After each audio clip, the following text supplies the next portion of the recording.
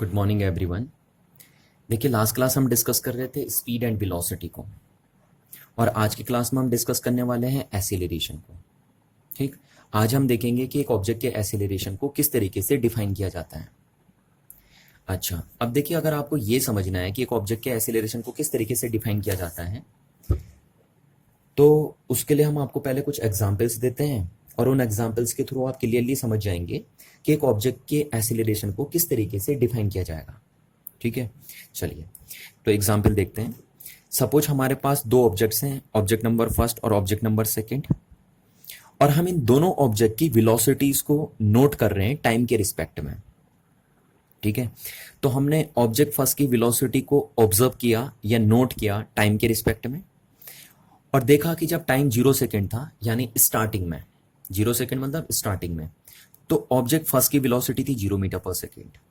Time 1 second हुआ, object first की velocity हो गई 5 मीटर पर सेकेंड। ऐसे time 2 second velocity 10, time 3 second velocity 15, और टाइम 4 सेकेंड हुआ तो ऑब्जेक्ट नंबर फर्स्ट की वेलोसिटी हो गई 20 मीटर पर सेकेंड। ठीक, तो ऑब्जेक्ट फर्स्ट की वेलोसिटी को अगर आप ऑब्जर्व कर रहे हैं टाइम के रिस्पेक्ट में, तो आपको क्या नजर आ रहा है? आपको साफ दिखाई दे रहा है कि ऑब्जेक्ट फर्स्ट की जो वेलोसिटी है वो कंटिन्यूअसली वेरी कर रही है टाइम के साथ। ठीक है, अच्छा, अब ऐसे हमने ऑब्जेक्ट सेकेंड की वेलोसिटी को नोट किया या ऑब्जर्व किया टाइम के रिस्पेक्ट में, और देखा कि जब टाइम 0 सेकेंड था, यानी स्टार्टिंग में, तो ऑब्जेक्ट सेकेंड की वेलोसिटी थी 5 मीटर पर सेकेंड। यानी ऑब्जेक्ट नंबर सेकेंड के पास स्टार्टिंग में ही 5 मीटर पर सेकेंड की वेलोसिटी है। ठीक, टाइम 1 सेकेंड हुआ तो अभी भी ऑब्जेक्ट सेकेंड की वेलोसिटी हुई 5 metre per second. Time 2 second का हो गया, अभी भी ऑब्जेक्ट नंबर सेकेंड की वेलोसिटी है 5 metre per second. Time 3 second velocity 5 metre per second, और टाइम 4 सेकेंड हो गया, अभी भी ऑब्जेक्ट नंबर सेकेंड की वेलोसिटी है 5 मीटर पर सेकेंड। तो इस डेटा को देख के आपको क्लियरली नजर आ रहा है कि ऑब्जेक्ट सेकेंड की वेलोसिटी टाइम के साथ वेरी नहीं कर रही है ना? तो दोनों ऑब्जेक्ट की वेलोसिटीज में क्या डिफरेंस नजर आ रहा है आपको? कि ऑब्जेक्ट फर्स्ट की वेलोसिटी टाइम के साथ कंटिन्यूअसली वेरी कर रही है, जबकि ऑब्जेक्ट सेकंड की वेलोसिटी टाइम के साथ वेरी नहीं कर रही है। ठीक है, अच्छा, अब देखिए, क्योंकि ऑब्जेक्ट नंबर फर्स्ट की वेलोसिटी टाइम के साथ कंटिन्यूअसली वेरी कर रही है, इसलिए हम ऑब्जेक्ट नंबर फर्स्ट के मोशन को बोलते हैं कि ऑब्जेक्ट नंबर फर्स्ट का जो मोशन है वो एसिलरेटेड मोशन है। ठीक है, अच्छा, अब क्योंकि ऑब्जेक्ट नंबर सेकेंड की वेलोसिटी टाइम के साथ वेरी नहीं कर रही है, तो इसलिए हम ऑब्जेक्ट नंबर सेकेंड के मोशन को बोलते हैं कि ऑब्जेक्ट नंबर सेकेंड का जो मोशन है वो नॉन एसिलरेटेड मोशन है। ठीक है, ये देखिए हमने बोल दिया यहाँ पे। अच्छा, अब एक चीज सुनिए, देखिए, अगर हम ऑब्जेक्ट फर्स्ट के मोशन को बोल रहे हैं कि ऑब्जेक्ट फर्स्ट का मोशन अगर एसिलरेटेड मोशन है, तो इसका मीनिंग है ऑब्जेक्ट फर्स्ट के पास एसिलरेशन है। और अगर हम बोल रहे हैं कि ऑब्जेक्ट सेकेंड का मोशन नॉन एसिलरेटेड मोशन है, तो इसका मीनिंग है ऑब्जेक्ट सेकेंड के पास कोई भी एसिलरेशन नहीं है ना? अच्छा, अब यहां से एक चीज आपको क्लियरली दिखाई दे रही है कि इसका मीनिंग है एसिलरेशन को हम ऐसे डिफाइन करते हैं। देखिए, वेलोसिटी जब टाइम के साथ क्या होती है, चेंज होती है, तभी हम बोलते हैं कि मोशन क्या है, एसिलरेटेड है। ठीक है, हाँ, तो यानी कहने का मतलब है एसिलरेशन का मतलब कुछ change in velocity with time से है। ठीक है, अब इसको चीज को और बढ़िया ढंग से समझते हैं। देखिए, थोड़ा सा वेल डेफिनेशन बनाते हैं इसकी।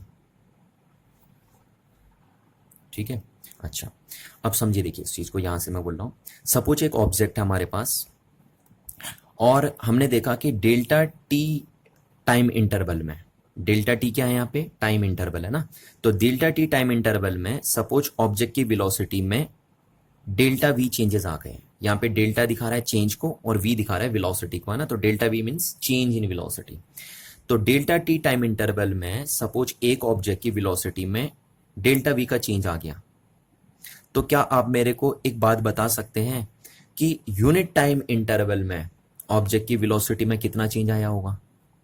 क्या पूछा मैंने आपसे? मैंने आपसे पूछा calculate the change in velocity of an object in unit time interval. ठीक है, यूनिट टाइम इंटरवल में ये बताइए कि ऑब्जेक्ट की वेलोसिटी में कितना चेंज आया। तो देखिए आप क्लियरली बता सकते हैं, डेल्टा टी टाइम इंटरवल में वेलोसिटी में डेल्टा वी का चेंज आया, तो यूनिट टाइम इंटरवल में कितना चेंज आएगा वेलोसिटी में, delta we upon delta T, है ना। तो delta we upon delta T क्या हो गया, change in velocity in unit time interval, and the change in velocity of an object in unit time interval is known as acceleration of the object। ठीक है, तो अब आप समझ गए कि एक ऑब्जेक्ट के एक्सीलरेशन को कैसे डिफाइन किया जाता है। The acceleration of an object is the change in its velocity in unit time interval. तो किसी भी ऑब्जेक्ट की वेलोसिटी में जो चेंजेस होते हैं यूनिट टाइम इंटरवल में, उसी चेंज इन वेलोसिटी को हम ऑब्जेक्ट का एक्सेलरेशन बोल देते हैं। ठीक है, तो यहां से देखिए एक्सेलरेशन का फॉर्मूला क्या हो गया, अगर हम एक्सेलरेशन को ए से रिप्रेजेंट कर दें ना, तो एक्सेलरेशन का फॉर्मूला क्या हो गया, देखिए एक्सेलरेशन क्या है, मैंने कहा change in velocity in unit time interval. तो यही तो है, ये क्या है, change in velocity in unit time interval. तो ये बन गया एक्सेलरेशन आपका, ये देखिए। ठीक है, अच्छा अब चलिए इसकी रीडिंग सीखते हैं ना, कि इसको पढ़ते कैसे हैं बच्चा, क्योंकि इसको पढ़ने में भी गलती करता है बहुत बार। ठीक है, तो अब इसको पढ़ना सीखते हैं। देखिए क्या है एक्सेलरेशन इज, देखिए ध्यान से सुनिए यहाँ पे, acceleration is rate of change in velocity with time, ऐसा पढ़ना है इसको। एक बार दोबारा देखिए क्या है, acceleration is rate of change, delta stand for change in velocity with time। ठीक, तो अब आप इसको पूरे सेंटेंस में लिख सकते हैं कि the acceleration of an object is the rate of change in velocity with time। तो आप चाहो तो ये डेफिनेशन मैंने अभी बोली वो भी लिख सकते हैं, और चाहो तो ये वाली डेफिनेशन भी आप लिख सकते हो, है ना। तो एक्सेलरेशन की बहुत सारी तरीके से हम डेफिनेशंस बनवाते हैं, पर सबका मीनिंग सेम ही होता है। अच्छा अब देखिए जरा, एमकेएस यूनिट क्या होगी एक्सेलरेशन की, है ना, एमकेएस यूनिट ऑफ एक्सेलरेशन। तो देखिए वेलोसिटी, चेंज इन वेलोसिटी है ना ये, और ये टाइम इंटरवल है ना, चेंज इन टाइम बोल सकते हो या टाइम इंटरवल बोल सकते हो, बात एक ही है, क्योंकि टाइम इंटरवल का मीनिंग होता है चेंज इन टाइम, है ना, सिंपल सी बात। तो देखो चेंज इन वेलोसिटी यानी वेलोसिटी माइनस वेलोसिटी, तो जब वेलोसिटी में से वेलोसिटी माइनस करोगे तो यूनिट किसकी आएगी, वेलोसिटी की तो आएगी। तो वेलोसिटी की यूनिट होती है मीटर पर सेकंड, टाइम की यूनिट क्या होती है, सेकंड। जब ये ऊपर जाएगा तो क्या हो जाएगा, मीटर पर सेकंड स्क्वायर। तो the unit of acceleration is metre per second square, यानी एक्सेलरेशन को एमकेएस यूनिट में काय में मेजर करते हैं, मीटर पर सेकंड स्क्वायर में मेजर करते हैं। ठीक है, तो ये फॉर्मूला आपको हमेशा याद रखना है एक्सेलरेशन का, बहुत इंपॉर्टेंट फिजिकल क्वांटिटी है एक्सेलरेशन फिजिक्स के अंदर। ठीक, अच्छा अब चलिए देखिए यहाँ पे जरा कैलकुलेट करते हैं कि यहाँ पे एक्सेलरेशन कितना आएगा, है ना। देखिए सपोज इस टाइम इंटरवल में हम एक्सेलरेशन फाइंड करते हैं। देखिए एक्सेलरेशन एक टाइम इंटरवल में आप फाइंड आउट करते हैं, देखिए ना ये एक्सेलरेशन एक टाइम इंटरवल में डिफाइंड होता है। तो हम इस टाइम इंटरवल में जरा एक्सेलरेशन को डिफाइन करते हैं। तो जरा देखिए यहाँ टाइम इंटरवल कितना है, 1 सेकेंड का, है ना टाइम इंटरवल 1 सेकेंड का। अच्छा अब कितना चेंज आ रहा है वेलोसिटी में, देखिए चेंज हमेशा निकालते हैं फाइनल माइनस इनिशियल, ये ध्यान रखना आपको। हाँ, हमेशा चेंज कैसे निकालेंगे आप, हमेशा कुछ भी हो जाए आप चेंज हमेशा फाइनल माइनस इनिशियल के तरीके से ही निकालेंगे। तो चेंज इन वेलोसिटी कितना आया जरा आप देखिए, फाइनल है 5, इनिशियल है 0, तो चेंज इन वेलोसिटी कितना आया, 5 मीटर पर सेकेंड का आया। ठीक, तो एक्सीलरेशन कितना हो गया, देखिए एक्सीलरेशन क्या है, चेंज इन वेलोसिटी, तो चेंज इन वेलोसिटी है 5 metre per second upon time interval. तो इतना चेंज होने में, वेलोसिटी को इतना चेंज होने में, 5 मीटर पर सेकेंड चेंज होने में कितना टाइम इंटरवल यूज हुआ, 1 सेकेंड का। तो एक्सीलरेशन हो गया 5 मीटर पर सेकेंड स्क्वायर, यानी इस टाइम इंटरवल में 1 सेकेंड के टाइम इंटरवल में एक्सीलरेशन यहां पे कितना है ऑब्जेक्ट नंबर फर्स्ट के पास, 5 मीटर पर सेकेंड स्क्वायर का। अच्छा सिमिलरली अगर आप इस टाइम इंटरवल में निकालेंगे, यहाँ पे भी तो टाइम इंटरवल 1 सेकेंड का ही है। देखिए यहाँ से यहाँ 1 सेकेंड ही तो हो रहा है ना, तो यहाँ पे भी टाइम इंटरवल 1 सेकेंड का है, और यहाँ पे भी वेलोसिटी में कितना चेंज आ रहे हैं, देखिए फाइनल है 10, इनिशियल है 5। ठीक, तो चेंज कितना हुआ 10-5 यानी 5 मीटर पर सेकंड का हुआ। तो यहाँ पे भी अगर आप एसिलेरेशन निकालेंगे तो अगेन आपका कितना आएगा 5 मीटर पर सेकंड स्क्वायर आएगा। और अगर आप यहाँ पे भी निकालेंगे तो यहाँ पे भी 5 मीटर पर सेकंड आएगा। और अगर आप इस टाइम इंटरवल में निकालेंगे तो यहाँ पे भी एसिलेरेशन आपका 5 मीटर पर सेकंड स्क्वायर आएगा। ठीक है, अच्छा अब जरा हम इस टाइम इंटरवल में निकालते हैं। देखिए इस टाइम इंटरवल में यहां से और यहां तक, ठीक है, इस टाइम इंटरवल में, तो यहाँ पे टाइम इंटरवल कितना हो गया, देखिए आपका फाइनल टाइम कितना है 4, इनिशियल कितना है 1, तो टाइम इंटरवल कितना हो गया 3 सेकेंड का। ठीक है, अच्छा अब चेंज इन वेलोसिटी कितना आया, देखिए चेंज इन वेलोसिटी कैसे निकालेंगे हम, फाइनल माइनस इनिशियल, है ना। तो इस टाइम इंटरवल में फाइनल वेलोसिटी क्या है 20 माइनस इनिशियल कितनी है 5। इस टाइम इंटरवल के लिए इनिशियल 5 है ना और फाइनल 20 है, तो चेंज इन वेलोसिटी कितना आया, चेंज इन वेलोसिटी आ गया आपका 15 मीटर पर सेकेंड आया। तो ये जो 3 सेकेंड का टाइम इंटरवल है उसमें वेलोसिटी में कितना चेंज आ रहा है 15 मीटर पर सेकेंड का चेंज आ रहा है। तो एसिलेरेशन कितना आ गया, देखिए 15 metre per second change in velocity है, अपॉन टाइम इंटरवल कितना है 3 सेकेंड का। तो अगेन आप देख रहे हैं एसिलेरेशन कितना आया 5 मीटर पर सेकेंड स्क्वायर का एसिलेरेशन आ गया है। ठीक है, तो यानी जो ऑब्जेक्ट फर्स्ट का मोशन है उसके किसी भी टाइम इंटरवल में अगर आप देख रहे हैं, चाहे कोई सा भी टाइम इंटरवल लीजिए, आप छोटा ले रहे हैं या बड़ा ले रहे हैं, ऑब्जेक्ट का एसिलेरेशन क्या आ रहा है सेम आ रहा है। तो हम कह सकते हैं ऑब्जेक्ट फर्स्ट यूनिफॉर्म एसिलेरेशन के साथ या कांस्टेंट एसिलेरेशन के साथ मोशन कर रहा है ना। तो हम ऑब्जेक्ट फर्स्ट के मोशन को यहाँ पे यूनिफॉर्मली एसिलरेटेड मोशन भी बोल सकते हैं, क्योंकि एक जैसा एसिलरेशन है ना ऑब्जेक्ट फर्स्ट के पास किसी भी टाइम इंटरवल में अगर आप देख रहे हैं, तो चाहे आपने टाइम इंटरवल 1 सेकंड का लिया या चाहे टाइम इंटरवल आपने 3 सेकंड का लिया, एसिलरेशन हमेशा कितना आ रहा है ऑब्जेक्ट नंबर फर्स्ट के पास 5 मीटर पर सेकंड स्क्वायर का आ रहा है। अच्छा अब ऑब्जेक्ट नंबर सेकंड के पास देखिए जरा एसिलरेशन कितना होगा, तो जीरो हो जाएगा सीधे सीधे, देख लीजिए एसिलरेशन क्या है चेंज इन वेलोसिटी है ना। तो यहाँ से यहाँ तक देखिए वेलोसिटी में कितना चेंज आ रहा है 0 मीटर पर सेकंड का चेंज आ रहा है, कोई चेंज ही नहीं हुआ। और टाइम इंटरवल कितना है 1 सेकंड का, तो एसिलरेशन कितना हो गया 0 मीटर पर सेकंड स्क्वायर का। चाहे आप इस टाइम इंटरवल में देख लीजिए, देखिए इस टाइम इंटरवल में भी वेलोसिटी में कितना चेंज आ रहा है 0, और टाइम इंटरवल कितने का है 3 सेकंड का, तो यहाँ पे भी एसिलरेशन कितना आएगा 0 आएगा आपका, है ना। इसीलिए तो हम इसको क्या बोल रहे हैं नॉन एसिलरेटेड मोशन बोल रहे हैं। तो आई होप आपको इतनी बात समझ में आ गई होगी। चलिए तो हमने क्या किया, acceleration is change in velocity with respect to time. ठीक है, अच्छा अब क्योंकि वेलोसिटी एक वेक्टर क्वांटिटी होती है तो इसलिए एसिलरेशन भी एक वेक्टर क्वांटिटी हो जाएगी। जैसे आपसे कोई पूछे कि why acceleration is a vector quantity, तो आप आंसरिंग कर दीजिए कि since acceleration is the change in velocity with respect to time and velocity is a vector quantity, that's why acceleration is also be a vector quantity, है ना। तो यहां से हम लिख सकते हैं acceleration is a vector quantity. ठीक है ये, अच्छा अब जो भी क्वांटिटी वेक्टर होती है ना उसको हम एक सिंबल से रिप्रेजेंट करते हैं, और वो सिंबल क्या है कि हम वेक्टर क्वांटिटी के ऊपर एक एरो साइन लगा देते हैं। ये देखिए एरो का साइन लगा देते हैं, ये एरो का साइन ये बताता है कि ये क्वांटिटी वेक्टर क्वांटिटी है ना। तो क्योंकि एक वेलोसिटी एक वेक्टर क्वांटिटी इसलिए उसके ऊपर हमने एरो लगा दिया, और एसिलरेशन भी एक वेक्टर क्वांटिटी है इसलिए उसके ऊपर से भी हमने एरो लगा दिया, और ये एरो क्या बता रहा है कि एसिलरेशन एक वेक्टर क्वांटिटी है। तो इसलिए ध्यान दीजिए जब भी कोई क्वांटिटी वेक्टर क्वांटिटी होगी तो उसके ऊपर से आप एक एरो लगा देंगे, और वो एरो ये बता रहा होगा कि वो क्वांटिटी वेक्टर क्वांटिटी है।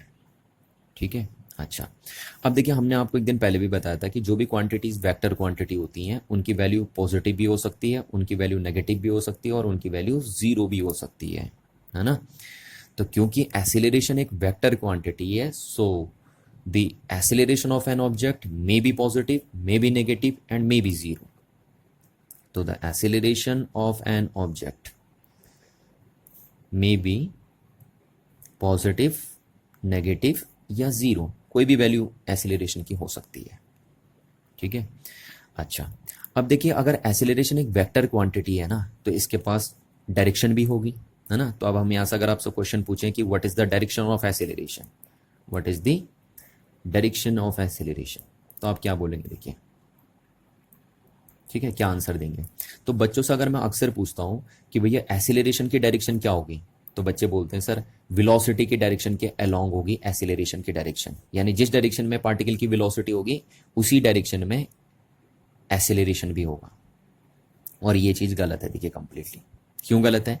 क्योंकि एसिलेरेशन वेलोसिटी अपॉन टाइम थोड़ी ना है, एसिलेरेशन तो है change in velocity with respect to time. ठीक है, एसिलेरेशन का फॉर्मूला देखिए वेलोसिटी अपॉन टाइम नहीं है, एसिलेरेशन का formula change in velocity upon time. तो इसलिए एसिलेरेशन की डायरेक्शन वेलोसिटी की डायरेक्शन के अलोंग नहीं होगी। हाँ, अगर एसिलेरेशन का फॉर्मूला ये होता वेलोसिटी अपॉन टाइम, तो एसिलेरेशन की डायरेक्शन वेलोसिटी की डायरेक्शन के अलोंग हो जाती है, बट क्योंकि ये फॉर्मूला होता ही नहीं है एसिलेरेशन का ना, तो इसलिए कभी भी एक ऑब्जेक्ट का एसिलेरेशन वेलोसिटी की डायरेक्शन के अलोंग नहीं होगा। तो किधर होगा फिर? तो एसिलेरेशन की डायरेक्शन हमेशा चेंज इन वेलोसिटी की डायरेक्शन में होती है। जिस डायरेक्शन में ऑब्जेक्ट की वेलोसिटी चेंज हो रही होगी ना, उस डायरेक्शन के अलोंग होती है एसिलेरेशन की डायरेक्शन। तो यहां से हम बोल सकते हैं कि the direction of acceleration, the direction of acceleration is same as that of the change in velocity, change in velocity. ये बात आपको ध्यान रखनी है, ठीक है ना। और ये बहुत इंपॉर्टेंट बात है, अक्सर बच्चे इसमें गलती करते हैं। मैं बार बार बच्चों को समझाता हूं कि भैया एसिलेरेशन की डायरेक्शन वेलोसिटी की डायरेक्शन के अलोंग नहीं होती है, एसिलेरेशन की डायरेक्शन चेंज इन वेलोसिटी की डायरेक्शन के अलोंग होती है, और बच्चा तब भी गलती करता है ना।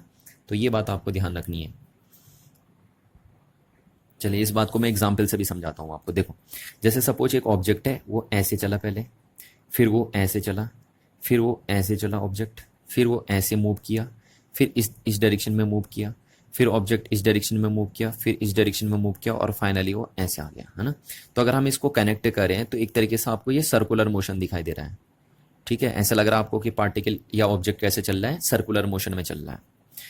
अच्छा, अब जरा आप इस पॉइंट पे देखिए, हाँ पहले एक बात समझिए, देखिए आप चेंज इन वेलोसिटी कैसे निकालते हैं हम, final velocity minus initial velocity है। चेंज हमेशा ऐसे निकालते हैं, फाइनल माइनस इनिशियल, ठीक है।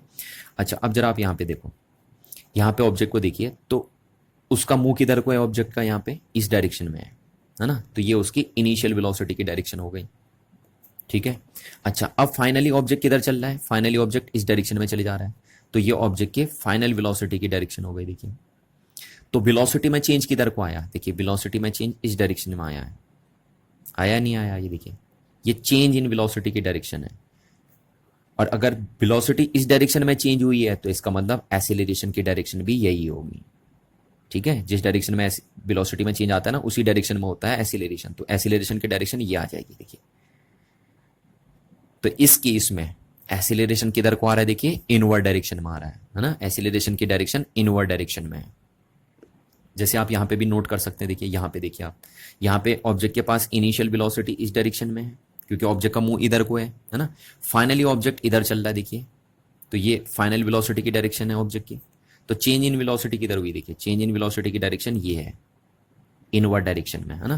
तो इस एसिलेरेशन की डायरेक्शन भी यही हो जाएगी, ठीक। तो यानी एसिलेरेशन इनवर्ड डायरेक्शन में काम कर रहा है, देखिए ये देखिए, इनवर्ड डायरेक्शन में काम कर रहा है एसिलेरेशन। तो यानी जब भी एक ऑब्जेक्ट सर्कुलर मोशन करता है, तो एसिलेरेशन की डायरेक्शन किधर होती है, हमेशा टुवर्ड्स द सेंटर। ये बात आपको याद रखनी है ना। क्या बताया हमने कि जब भी एक पार्टिकल सर्कुलर मोशन करता है, तो एसिलेरेशन की डायरेक्शन सेंटर की तरफ को होती है। और क्यों होती है?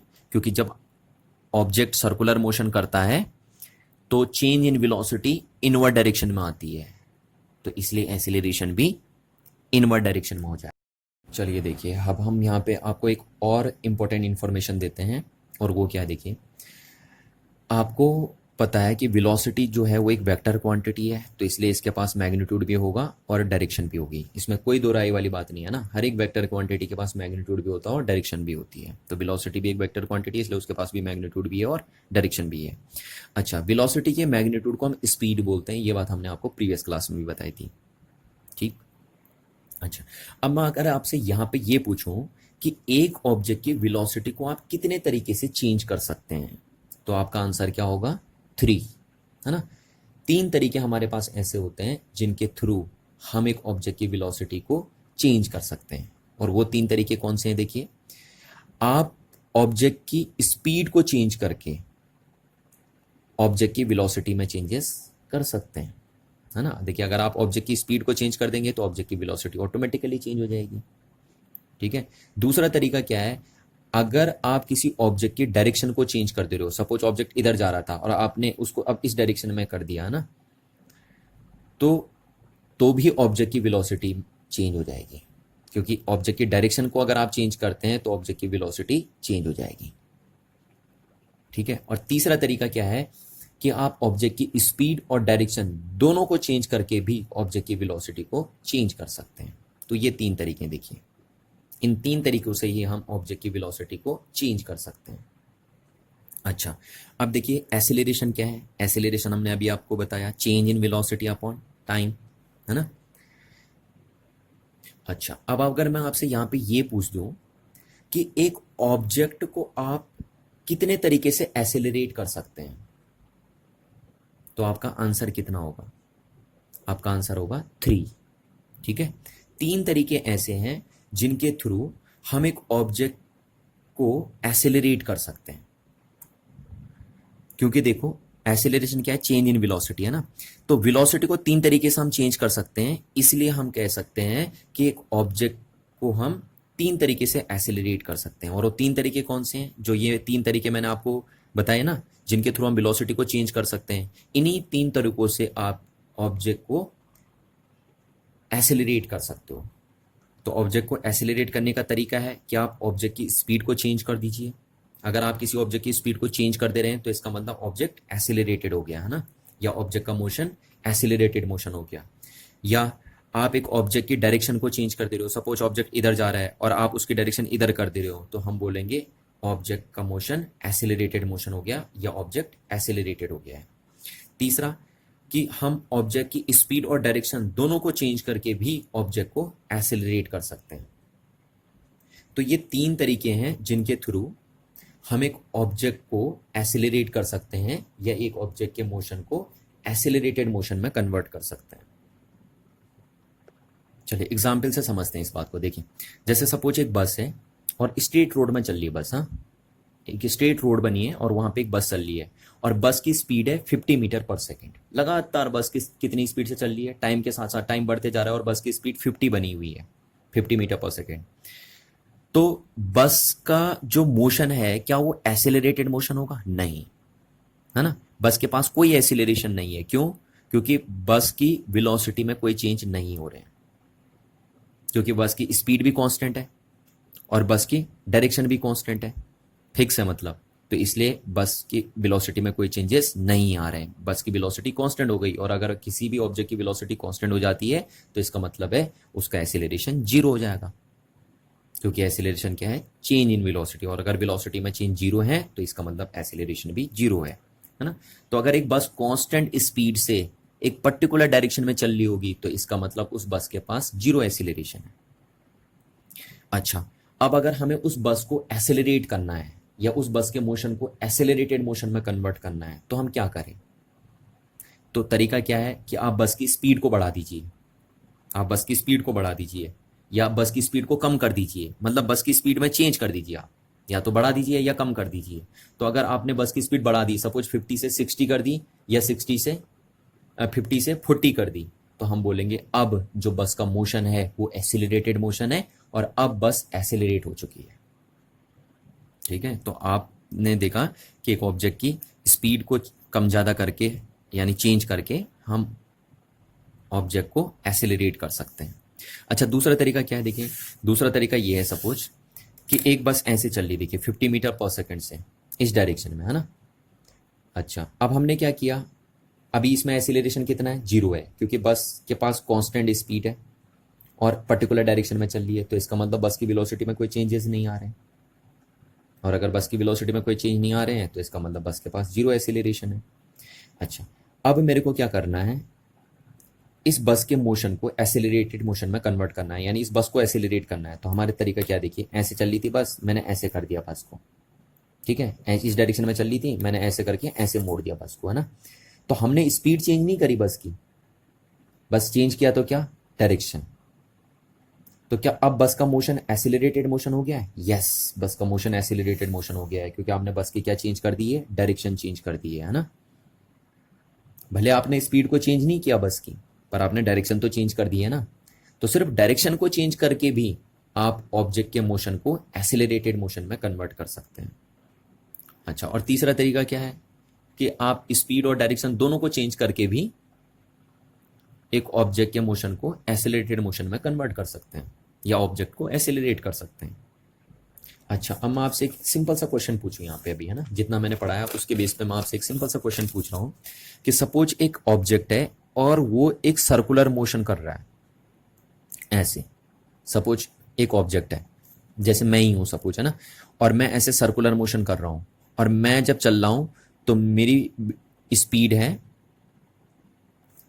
50 मीटर पर सेकेंड की। मैं लगातार यहाँ पे 50 मीटर पर सेकेंड की स्पीड से चल रहा हूं, ठीक है। तो क्या मेरा मोशन एक्सेलरेटेड मोशन होगा? तो आंसर है यस, मेरा मोशन एक्सेलरेटेड मोशन होगा। क्यों?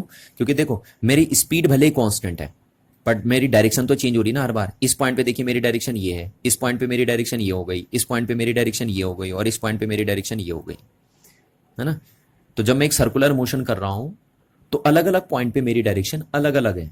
इस पॉइंट पे इस डायरेक्शन में है मेरा मुंह, इस पॉइंट पे मेरा मुंह इस डायरेक्शन में, इस पॉइंट पे मेरा मुंह इस डायरेक्शन में। तो भले मैं कांस्टेंट स्पीड से चल रहा हूं सर्कुलर मोशन में, पर मेरी डायरेक्शन तो हर बार अलग अलग है ना।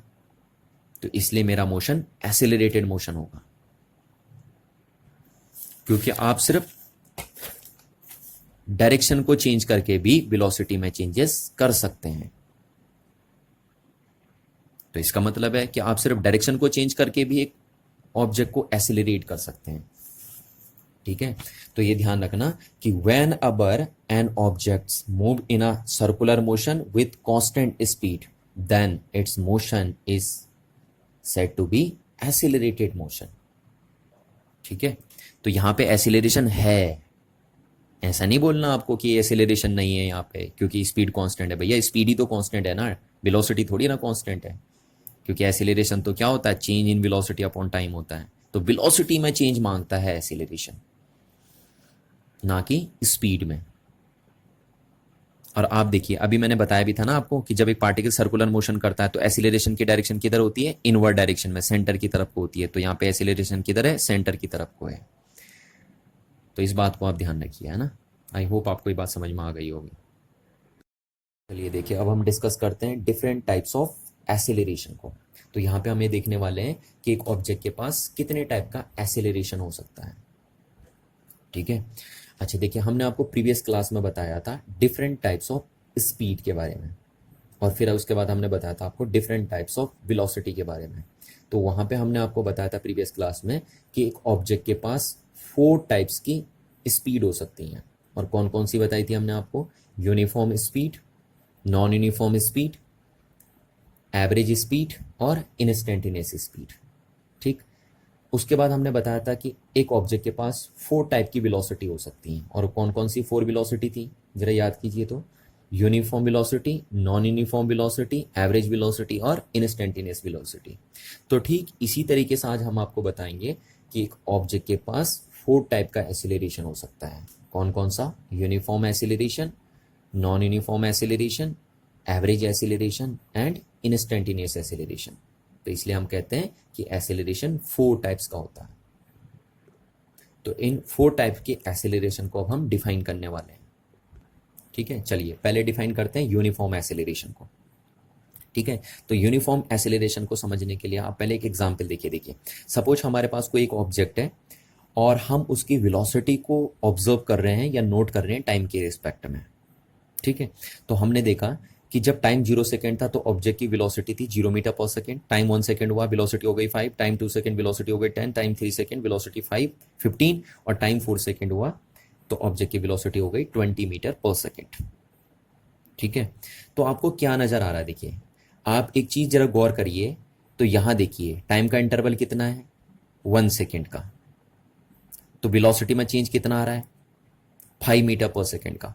यहां देखिए टाइम इंटरवल कितना है, 1 सेकेंड का। वेलोसिटी में चेंज कितना आ रहा है, 5 मीटर पर सेकेंड का। टाइम इंटरवल कितने का है, 1 सेकेंड का। वेलोसिटी में चेंज कितना आ रहा है, 5 मीटर पर सेकेंड का। यहां देखिए टाइम इंटरवल कितना है, 1 सेकेंड का, और वेलोसिटी में चेंज कितना आ रहा है, 5 मीटर पर सेकेंड का। तो इस तरीके से हम कह सकते हैं कि जब भी एक ऑब्जेक्ट की वेलोसिटी में इक्वल चेंजेस आते हैं in equal interval of time में, तो हम उस टाइम कहते हैं कि जो ऑब्जेक्ट का मोशन होगा वो यूनिफॉर्मली एसिलरेटेड मोशन होगा।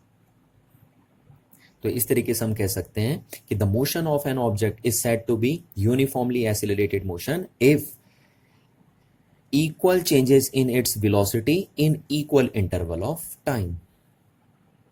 ठीक है, तो आई होप आपको ये बात समझ में आ गई होगी। यहाँ पे हमने डेफिनेशन लिखी हुई है ना।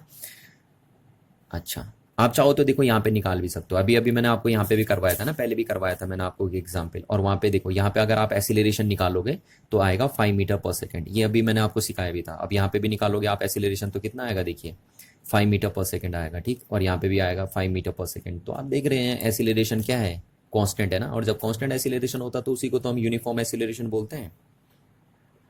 अच्छा, अब हम जरा इस डेटा का ग्राफ बना लेते हैं। ठीक है, तो यहाँ देखिए वेलोसिटी एक डिपेंडेंट क्वांटिटी है तो इसलिए इधर बना दी हमने, और टाइम एक इंडिपेंडेंट क्वांटिटी है तो हमने इधर बना लिया। ठीक है, तो अब हम velocity versus time graph draw करते हैं इस डेटा का। तो कैसा आएगा जरा आप बना के देखिए इसको, तो ये इस टाइप से दिखेगा आपको।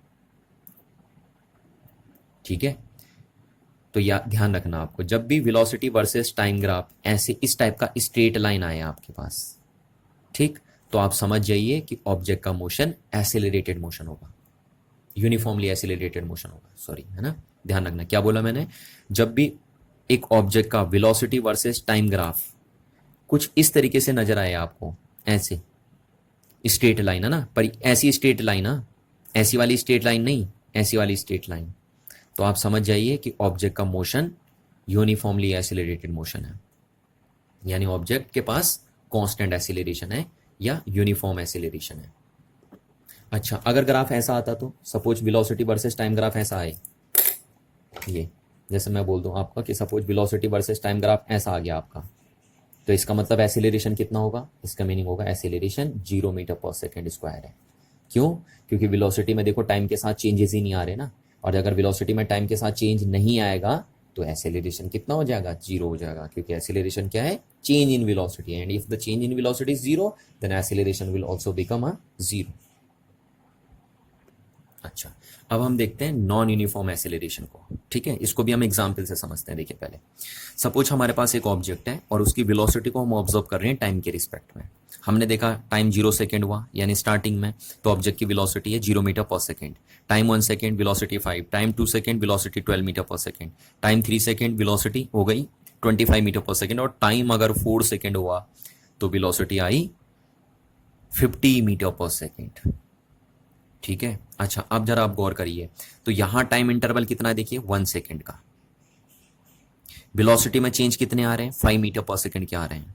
तो पहले 1 सेकेंड के टाइम इंटरवल में वेलोसिटी में जो चेंज है वो है 5 मीटर पर सेकेंड का। अच्छा, नेक्स्ट टाइम इंटरवल देखिए आप, कितना है नेक्स्ट टाइम इंटरवल, 1 सेकेंड का है। वेलोसिटी में चेंज कितना आ रहा है, देखिए 7 मीटर पर सेकेंड का आ रहा है। ठीक, नेक्स्ट टाइम इंटरवल आप देखिए, तो नेक्स्ट टाइम इंटरवल भी है 1 सेकेंड का। ठीक, वेलोसिटी में चेंज कितना आ रहा है, 25 माइनस 12, तो कितना हो गया आपका 13 मीटर पर सेकेंड का। ठीक है, और नेक्स्ट भी आप देख सकते हैं, नेक्स्ट टाइम इंटरवल कितने का है, 1 सेकेंड का, अगेन 1 सेकेंड का, है ना। और वेलोसिटी में चेंज कितना आ रहा है, देखिए आप 25 मीटर पर सेकेंड का आ रहा है ना।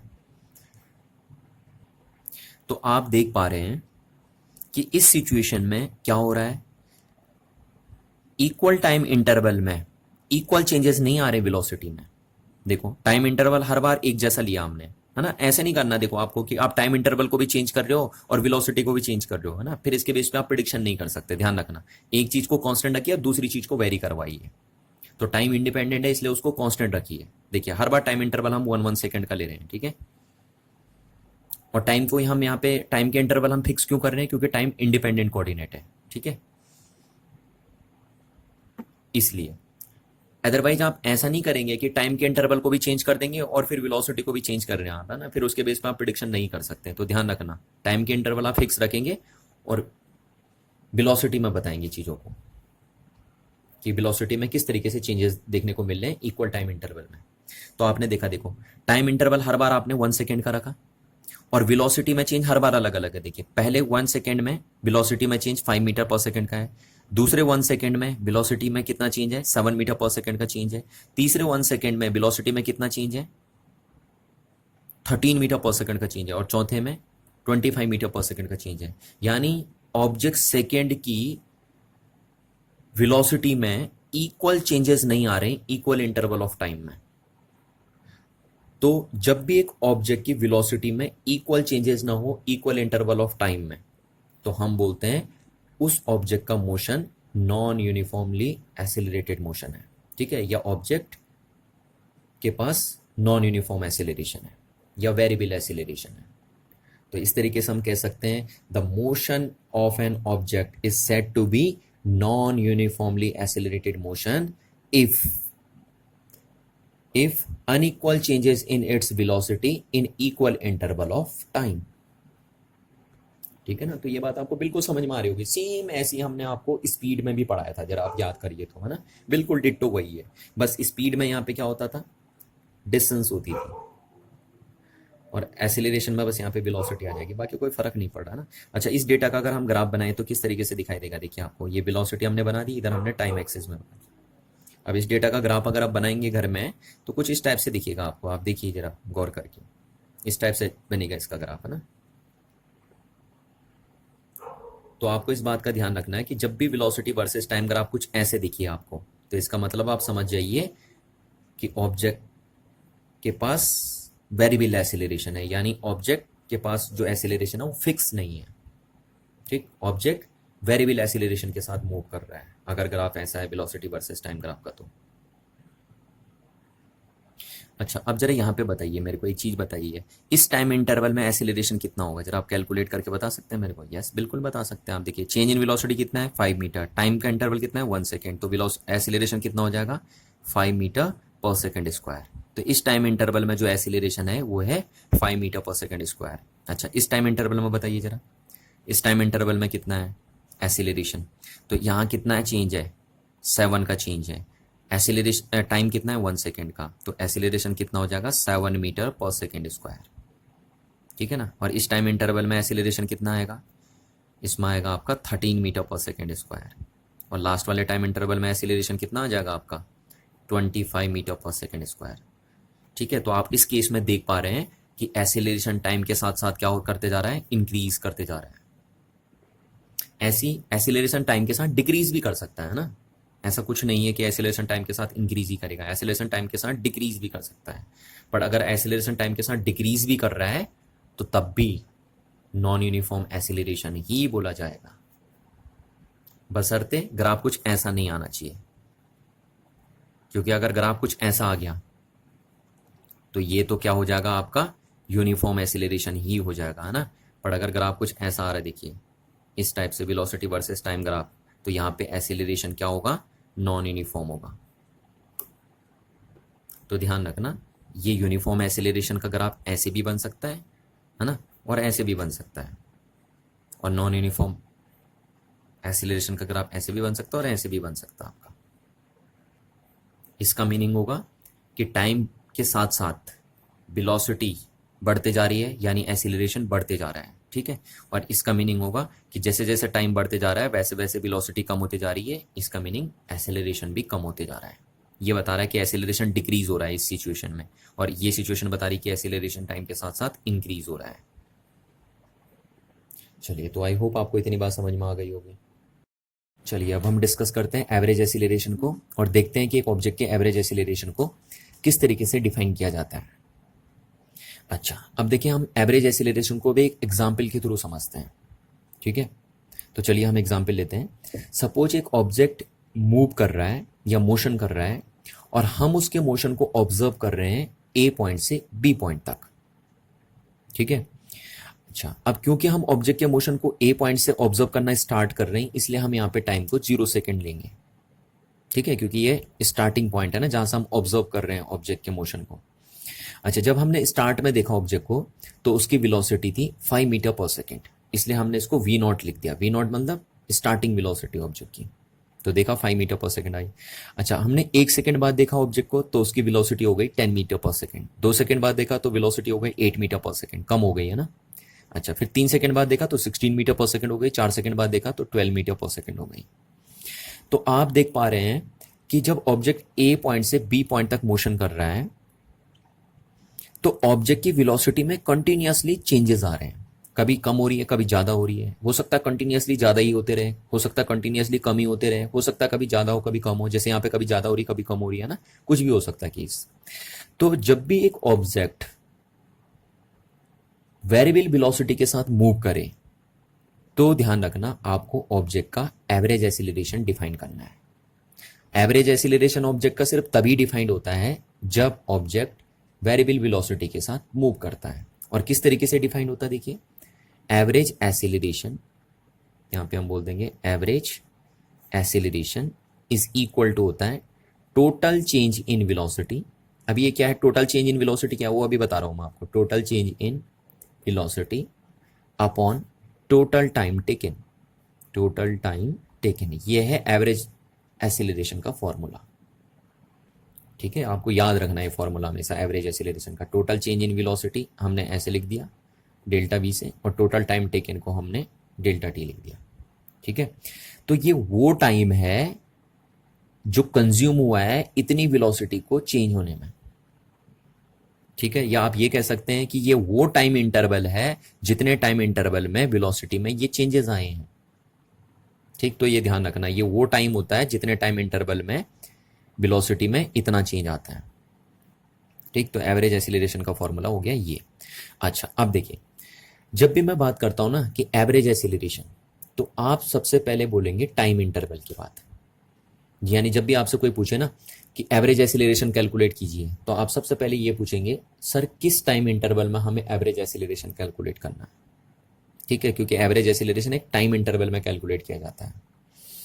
अच्छा देखिए, अब जैसे सपोज मैंने बोल दिया इस टाइम इंटरवल में एवरेज एक्सीलरेशन कैलकुलेट कीजिए, यहां से और यहां तक का जो टाइम इंटरवल है इसमें एवरेज एक्सीलरेशन बताइए कितना होगा।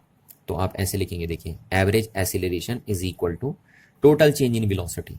अब चेंज कैसे निकालते हैं, फाइनल माइनस इनिशियल। देखिए फाइनल वेलोसिटी कितनी है 12 metre per second, initial velocity कितनी है, क्योंकि आप इस टाइम इंटरवल को देख रहे हो ना, तो फाइनल हो गया इनिशियल हो गया, तो इनिशियल है 5 मीटर पर सेकेंड।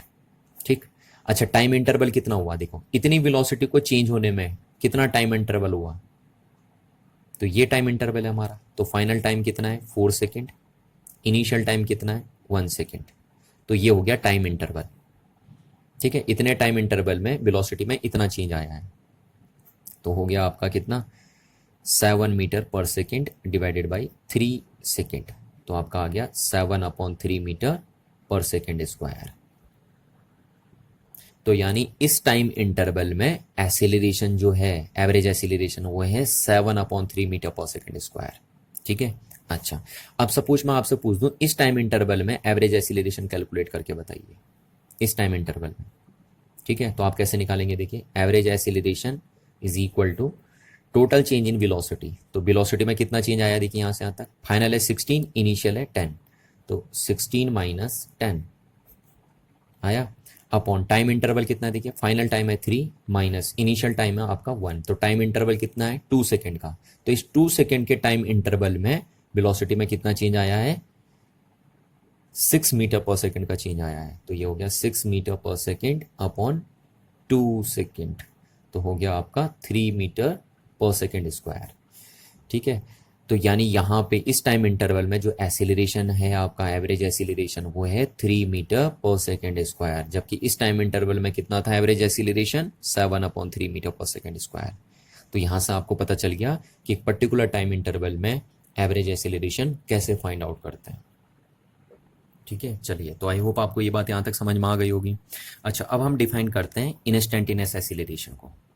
तो वैसे तो देखिए आपको नेम से ही पता चल रहा है इंस्टेंट मतलब एक पर्टिकुलर टाइम पे, है ना। तो एक पर्टिकुलर टाइम पे जो एक्सीलरेशन होगा उसी को हम बोलते हैं इंस्टेंटेनियस एक्सीलरेशन। अब देखिए इसको समझते हैं थोड़ा सा। सपोज एक ऑब्जेक्ट मूव कर रहा है, ठीक है, या मोशन कर रहा है, तो उसके मोशन के एक किसी पर्टिकुलर पॉइंट पे या एक पर्टिकुलर इंस्टेंट पे उसके पास जो एक्सीलरेशन होगा उसी एक्सीलरेशन को हमको बोलेंगे इंस्टेंटेनियस एक्सीलरेशन। तो यानी हम कह सकते हैं the acceleration of an object at a given instant given, given बोल दीजिए या पर्टिकुलर बोल दीजिए ना, क्योंकि गिवन चीज पर्टिकुलर ही होती है। गिवन इंस्टेंट ऑफ टाइम या at a given point of its motion, of its motion is called instantaneous acceleration. ठीक है, इस चीज को देखिए जैसे ऐसे समझते हैं, जैसे सपोज एक ऑब्जेक्ट मूव कर रहा है, ठीक है, और मैंने बोल दिया 10 सेकंड में बताओ, 10वें सेकंड में बताओ कि उसका एक्सीलरेशन कितना है, तो जो 10वें सेकंड में मैं एक्सीलरेशन पूछ रहा हूं ना आपसे, वो इंस्टेंटेनियस एक्सीलरेशन होगा, क्योंकि मैं बात कहां पे कर रहा हूं, मैं एक पर्टिकुलर इंस्टेंट ऑफ टाइम पे एक्सीलरेशन की बात कर रहा हूं। तो जब भी एक पर्टिकुलर टाइम पे आप एक्सीलरेशन की बात करोगे तो इसका मतलब वो कौन सा एक्सीलरेशन होगा, इंस्टेंटेनियस एक्सीलरेशन होगा। ठीक है, या जैसे मैं बोल दूं कि सपोज यहाँ रामनगर से एक बस दिल्ली जा रही है, ठीक है, रामनगर से बस दिल्ली जा रही है, तो पीर मदारा एक पॉइंट जैसा बिहेव करेगा, होगा ना, रामनगर से दिल्ली के कंपैरिजन में पीर मदारा एक पॉइंट जैसा बिहेव करेगा ना।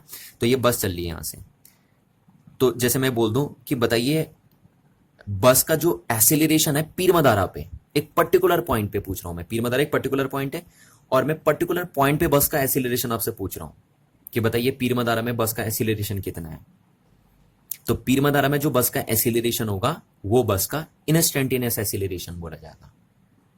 ठीक है, तो यहां ध्यान रखिए, एक पर्टिकुलर पॉइंट पे या एक पर्टिकुलर इंस्टेंट ऑफ टाइम पे किसी भी ऑब्जेक्ट के पास जो एक्सेलरेशन होता है वही एक्सेलरेशन उस ऑब्जेक्ट का इंस्टेंटेनियस एक्सेलरेशन बोला जाता है। ठीक है, और हम इसको मैथमेटिकली देखिए कैसे डिफाइन करते हैं। ये था हमारा एवरेज एक्सेलरेशन।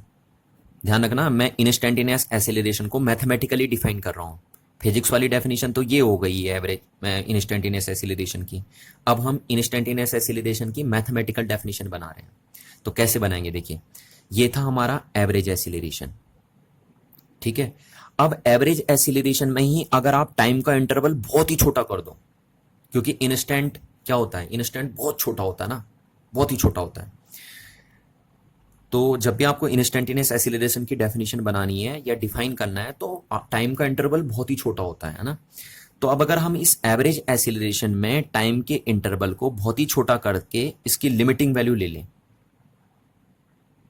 ठीक है, तो ये क्या होगा देखो, इसको अब हम पढ़ेंगे the limiting value of average acceleration. This is an average acceleration and it is the limiting value of average acceleration when the time interval is very small, then this is known as instantaneous acceleration। Clear है ना बात। तो यहां से हम बोल सकते हैं, देखिए क्या बोल सकता हूं मैं, the limiting value of, the limiting value, ये लिमिट ही तो है, मैंने आपको ये पहले बताया था आपको, देखिए पहले मैथमेटिकल फिजिक्स में मैंने आपको पढ़ाया था ये चीज कि लिमिट क्या चीज होती है ना। तो the limiting value of average acceleration, average acceleration when time interval, when time interval, ये देखिए time interval is very small is called, तो उसी को हम क्या बोलते हैं, इज कॉल्ड इंस्टेंटेनियस एक्सेलरेशन। तो यानी इंस्टेंटेनियस एक्सेलरेशन का फॉर्मूला हो गया ये, है ना, limiting value of average acceleration when the time interval tends to 0। ठीक हो गया। अच्छा, अब आपको मैंने देखिए डिफरेंशिएशन में एक चीज बताई थी कि इस चीज को हम क्या बोल सकते हैं, इस चीज को हम बोल सकते हैं dv ओवर dt। देखिए यहाँ डेल है, यहाँ d है ना, फर्क समझिए ये चीज को। और ये मैंने आपको प्रीवियस क्लास में भी बताया था जब मैं आपको स्पीड पढ़ा रहा था, स्पीड में भी मैंने आपको बताया था, इंस्टेंटेनियस स्पीड में भी मैं यह बात आपको के साथ कर रहा था। ठीक, तो ये बन गया हमारे पास फॉर्मूला। अच्छा, तो अब ये बोल दीजिए, ये बोल दीजिए, ये बोल दीजिए ना, तो ये देखिए ये चीज हो गई हमारे पास। अच्छा, ये क्या चीज है जरा आप पढ़िए, तो इसको हम क्या बोल देते हैं, ये याद होना चाहिए आपको। हाँ, मैंने आपको ये डिफरेंशिएशन में पढ़ाया था, आप डिफरेंशिएशन की नोटबुक खोल के देखिए, जहाँ पे आपने डिफरेंशिएशन नोट किया वहाँ पे हमने ये चीज़ लिखी हुई है कि इस चीज़ को हम ये पढ़ते हैं, देखिए। और ये क्या चीज़ होती है, इसको हम बोलते हैं, ये है first derivative of velocity with respect to time. तो जो फर्स्ट डेरिवेटिव होता है वेलोसिटी का टाइम के रिस्पेक्ट में, उसी को हम एक्सेलरेशन बोलते हैं। ठीक है, तो यहां से हम ये भी बोल सकते हैं the average, the instantaneous acceleration, ये देखो ये इंस्टेंटेनियस एक्सेलरेशन है ना, तो the instantaneous acceleration of an object is the first derivatives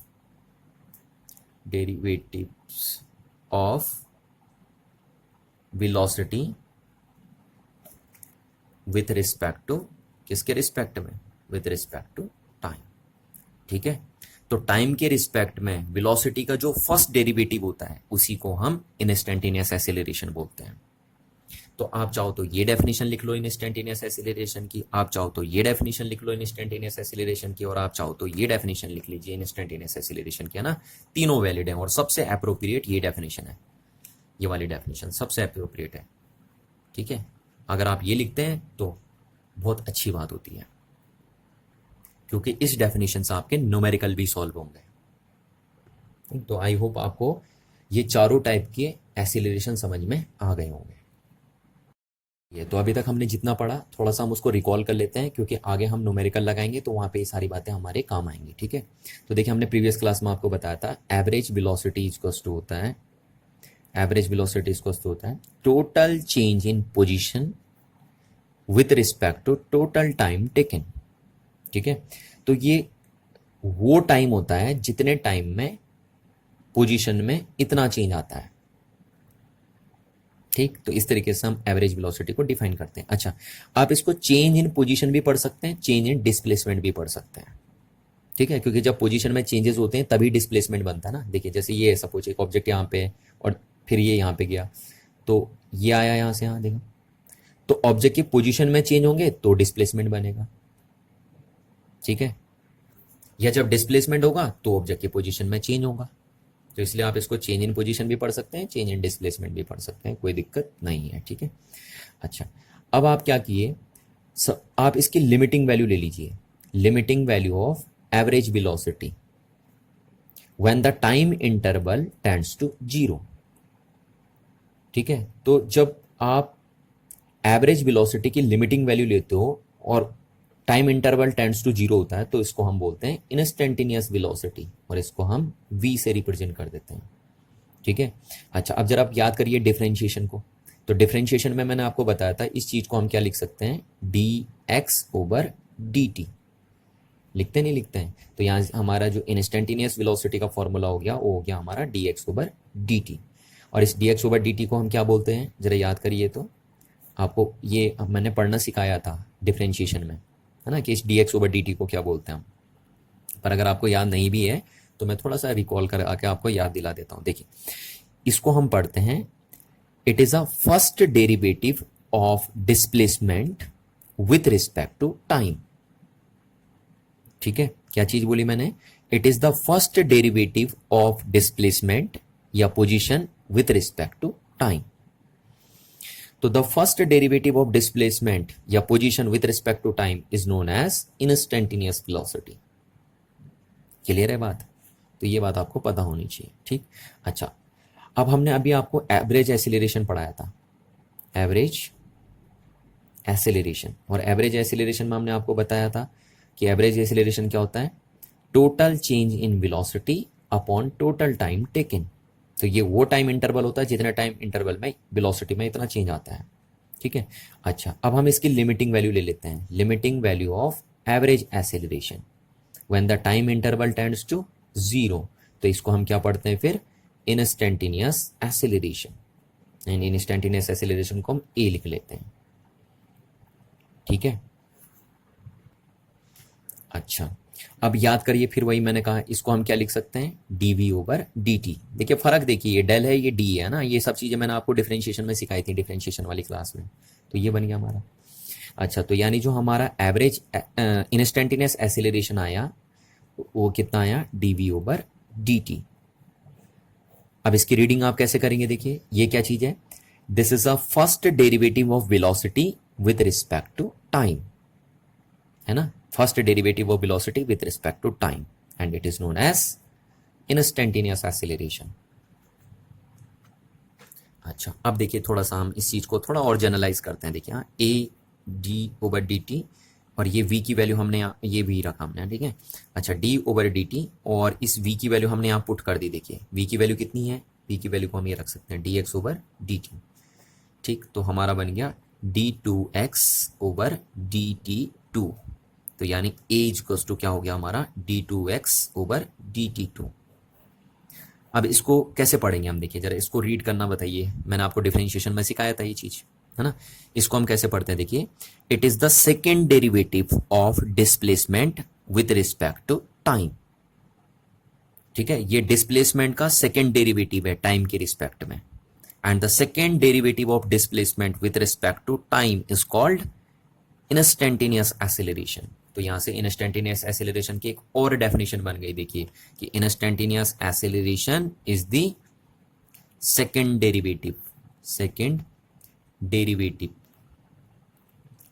derivatives of displacement with respect to time. तो देखो एक डेफिनेशन और बन गई इंस्टेंटेनियस एक्सेलरेशन की, है ना, और 3 हमने अभी पहले बनाई थी। तो ऐसे बहुत सारी डेफिनेशन बन सकती हैं इंस्टेंटेनियस एक्सेलरेशन की, ठीक है, पर सबका मीनिंग सेम है। अच्छा, तो आपने देखा, देखिए कि डिस्प्लेसमेंट का जो फर्स्ट डेरिवेटिव है टाइम के रिस्पेक्ट में, उसको आप बोलते हैं इंस्टेंटेनियस वेलोसिटी, और डिस्प्लेसमेंट का जो सेकेंड डेरिवेटिव है टाइम के रिस्पेक्ट में, उसको आप बोलते हैं इंस्टेंटेनियस एक्सेलरेशन। ठीक है, तो इसको आपको याद रखना है। अच्छा, अब इस चीज को देखिए हम ऐसे भी लिख सकते हैं, देखिए dx is equals to V D T, ऐसे लिख सकता हूं मैं इसको, है ना। अच्छा, अब अगर मैं इसको दोनों साइड इंटीग्रेट कर दूं, देखिए ये इंटीग्रेशन का साइन मैंने आपको सिखाई थी, ये चीजें सारी, है ना। अगर ये देखिए, अगर आपको नहीं आती है तो दोबारा आप डिफरेंशिएशन इंटीग्रेशन की वीडियो देखिए और वहां से समझिए इस बात को, तभी ये चीजें समझ में आने वाली हैं आपकी।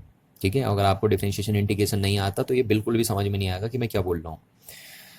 और प्लीज़ अगर आपने नहीं देखा है तो आप जाके देखिए उस वीडियोस को, डिफरेंशिएशन और इंटीग्रेशन वाली वीडियोस को, वहाँ से आपको बात क्लियरली समझ में आ जाएगी कि डिफरेंशिएशन इंटीग्रेशन होता क्या है ना।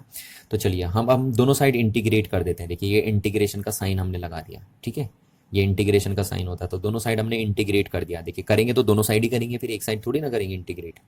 ठीक, तो देखिए ये डिफरेंशिएशन है, ये इंटीग्रेशन है, तो डिफरेंशिएशन से इंटीग्रेशन कैंसिल आउट हो गया। तो यहां से हम बोल सकते हैं एक्स इज इक्वल टू क्या आ गया, integration V D T. Yes, तो इसका मीनिंग क्या है कि अगर आप वेलोसिटी को टाइम के रिस्पेक्ट में इंटीग्रेट कर देते हैं तो आपको क्या मिल जाता है, डिस्प्लेसमेंट मिल जाता है।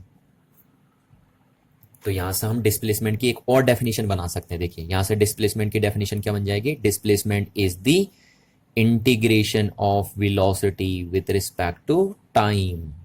देखिए आज तक ऐसी डेफिनेशन आपने सुनी ही नहीं होगी, है ना, पहली बार सुनने होंगे। देखिए what is the displacement, displacement is the integration of velocity with respect to time. तो ये डेफिनेशन भी बन गई आपकी। और अगर आप किसी के सामने ऐसी डेफिनेशन बोलते हैं तो ये बहुत ही अच्छी बात होती है। ठीक है, अच्छा यहां से तो ये निकल गया आपको।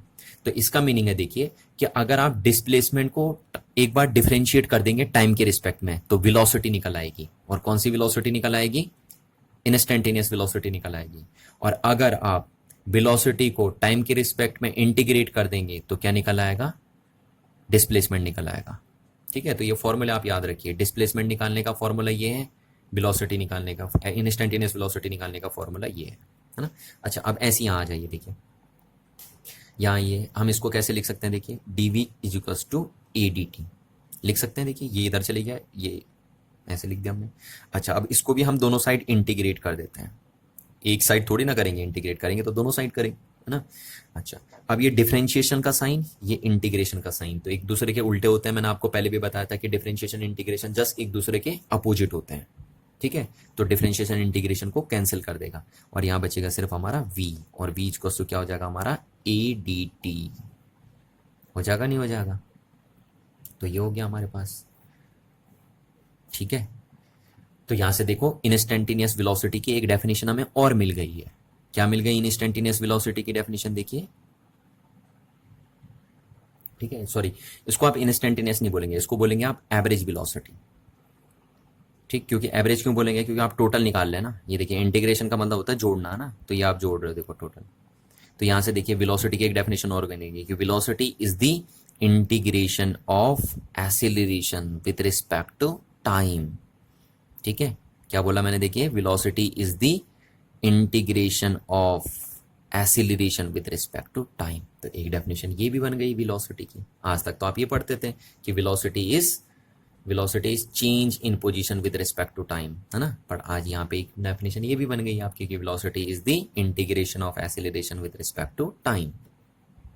चलिए, तो आई होप आपको इतनी बात समझ में आ गई होगी, है ना। तो आपको एक ये फॉर्मूला याद रखना है, एक ये फॉर्मूला याद रखना है, एक ये फॉर्मूला याद रखना है, एक ये फॉर्मूला याद रखना है, एक ये फॉर्मूला याद रखना है आपको, ठीक है। चलिए अब हम देखते हैं पॉजिटिव और नेगेटिव एक्सीलरेशन को, ठीक है। समझते हैं कि एक ऑब्जेक्ट का एक्सीलरेशन कब पॉजिटिव आता है और कब एक ऑब्जेक्ट का एक्सीलरेशन नेगेटिव आता है, ठीक है। तो सपोज हमने एक ऑब्जेक्ट लिया और उसकी वेलोसिटी को हम टाइम के रिस्पेक्ट में नोट कर रहे हैं और हमारे ऑब्जर्वेशन ये आए, ठीक है। तो आपको क्लियरली दिख रहा है कि जैसे जैसे टाइम इंक्रीज होते जा रहा है ऑब्जेक्ट की वेलोसिटी भी इंक्रीज होती जा रही है ना। तो जब भी एक ऑब्जेक्ट की वेलोसिटी टाइम के साथ साथ इंक्रीज होते रहे तो उस केस में ऑब्जेक्ट का जो एक्सेलरेशन आएगा वो हमेशा पॉजिटिव आएगा। आप ट्राई करके देख सकते हैं, देखिए आप इस टाइम इंटरवल में अगर एक्सेलरेशन निकालेंगे तो आपका +5 मीटर पर सेकंड स्क्वायर आएगा, निकाल सकते हैं, मैं बहुत बार आपको बता चुका हूं ना। आप चाहे इस टाइम इंटरवल में भी देखेंगे तो एक्सेलरेशन की value +5 metre per second square आएगी। आप किसी भी टाइम इंटरवल में देखिए, कोई भी टाइम इंटरवल में अगर आप एक्सेलरेशन की वैल्यू निकाल के देखिए तो हमेशा प्लस ही आएगी, ठीक है, क्योंकि टाइम के साथ साथ वेलोसिटी में इंक्रीमेंट हो रहा है तो इसलिए एक्सेलरेशन की वैल्यू हमेशा पॉजिटिव आएगी।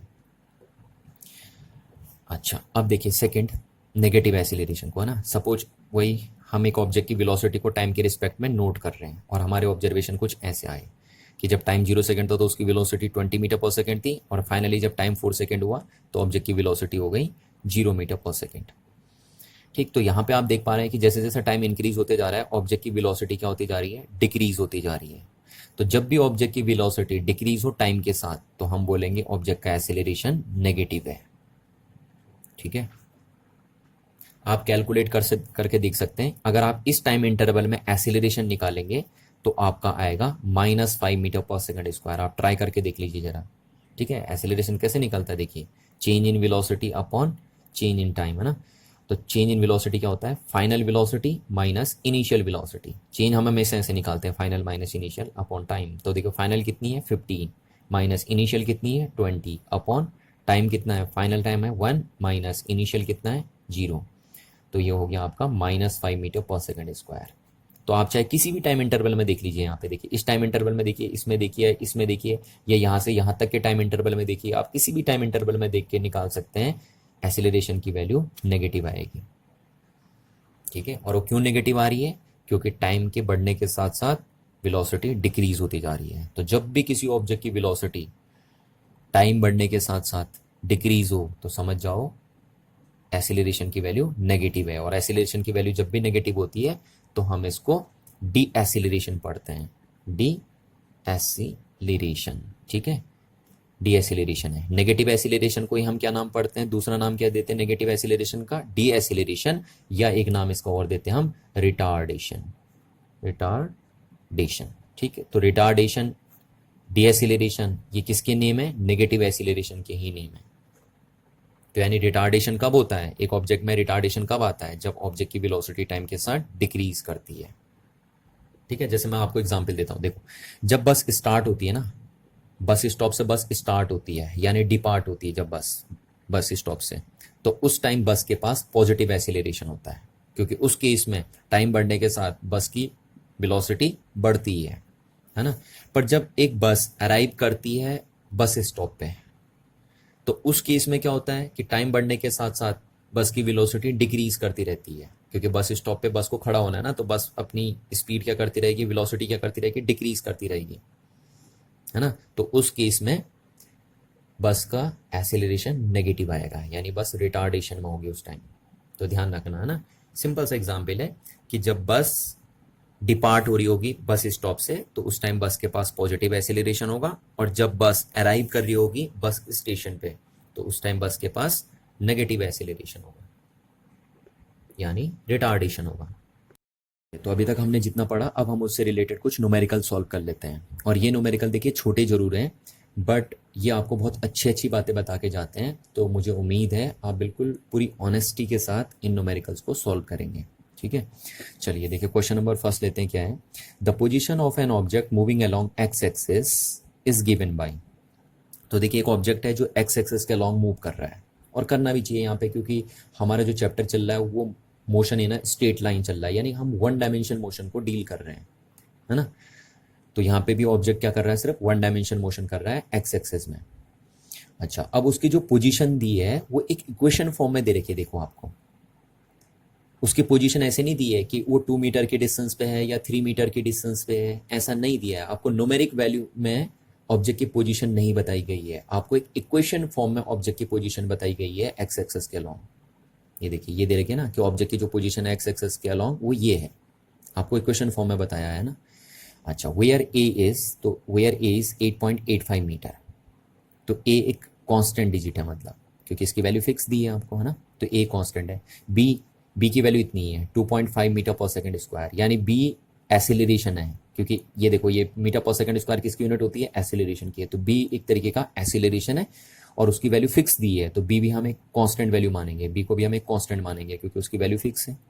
अच्छा, and T is measured in second, और टी जो है वो सेकेंड में मेजर हो रहा है, तो ऑटोमेटिकली है इसका मतलब टी टाइम होगा, है ना। अच्छा, अब हमें क्या बताना, देखिए हमें बताना है what is the velocity of an object at t equals to 0 second and t equals to 2 second. तो हमें t इक्वल्स टू 0 सेकेंड पे ऑब्जेक्ट की वेलोसिटी बतानी है और फिर t इक्वल्स टू 2 सेकेंड पे भी ऑब्जेक्ट की वेलोसिटी बतानी है। ठीक है, तो पहले हम इसी पार्ट को सॉल्व करते हैं। देखिए अभी एक पार्ट और भी दिया है तो उसको हम बाद में करेंगे, पहले इसको कर लेते हैं। तो हमें t इक्वल्स टू 0 सेकेंड पे ऑब्जेक्ट की वेलोसिटी बतानी है। देखिए तो मैंने आपको बताया था, देखिए कि किसी भी एक पर्टिकुलर टाइम पे ऑब्जेक्ट के पास जो वेलोसिटी होती है उसको हम इंस्टेंटेनियस वेलोसिटी बोलते हैं। तो यानी हमें t इक्वल्स टू 0 सेकेंड पे इंस्टेंटेनियस वेलोसिटी कैलकुलेट करनी है। ठीक है, तो हम इंस्टेंटेनियस वेलोसिटी का फॉर्मूला लेके चलते हैं। देखिए since instantaneous velocity equals to क्या होता है, dx ओवर dt, ये होता है ना, ये बताया था मैंने आपको अभी। ठीक, हमने पढ़ाया था, ये देखिए यहाँ पे बताया था, याद करिए जरा चीज, याद आ रही है आपको। ये देखिए इंस्टेंटेनियस वेलोसिटी इक्वल्स टू क्या होता है, dx ओवर dt। ठीक, अब आपको याद होना चाहिए, मैं बार बार ऐसे नहीं दिखाते रहूंगा आपको। चलिए, तो ये dx ओवर dt हो गया आपका। अच्छा, अब v इक्वल्स टू, ये इंस्टेंटेनियस वेलोसिटी यहाँ, तो d ओवर dt, और x की वैल्यू आपको कितनी दी है, a plus P T square. ठीक, तो यानी आप इस पोजीशन को, जो आपको एक पोजीशन दी है, उसको अगर एक बार टाइम के रिस्पेक्ट में डिफरेंशिएट कर देंगे तो आपको इंस्टेंटेनियस वेलोसिटी मिल जाएगी। तो अब अगर हमें इंस्टेंटेनियस वेलोसिटी निकालना है तो हमें इस पोजीशन को टाइम के रिस्पेक्ट में एक बार डिफरेंशिएट करना पड़ेगा। तो चलिए करते हैं। तो v इक्वल्स टू क्या हो गया हमारे पास, इसको हम डिफरेंशिएट करते हैं। तो पहले हम डिस्ट्रीब्यूट कर देते हैं डिफरेंशिएशन को अंदर। ठीक है, ये सब मैंने आपको सिखाया था डिफरेंशिएशन में कि डिफरेंशिएशन कैसे कैसे करते हैं फंक्शंस का, है ना। चलिए, तो v इक्वल्स टू, अब देखिए a कांस्टेंट वैल्यू है, तो कांस्टेंट का डिफरेंशिएशन कितना होता है, 0 होता है।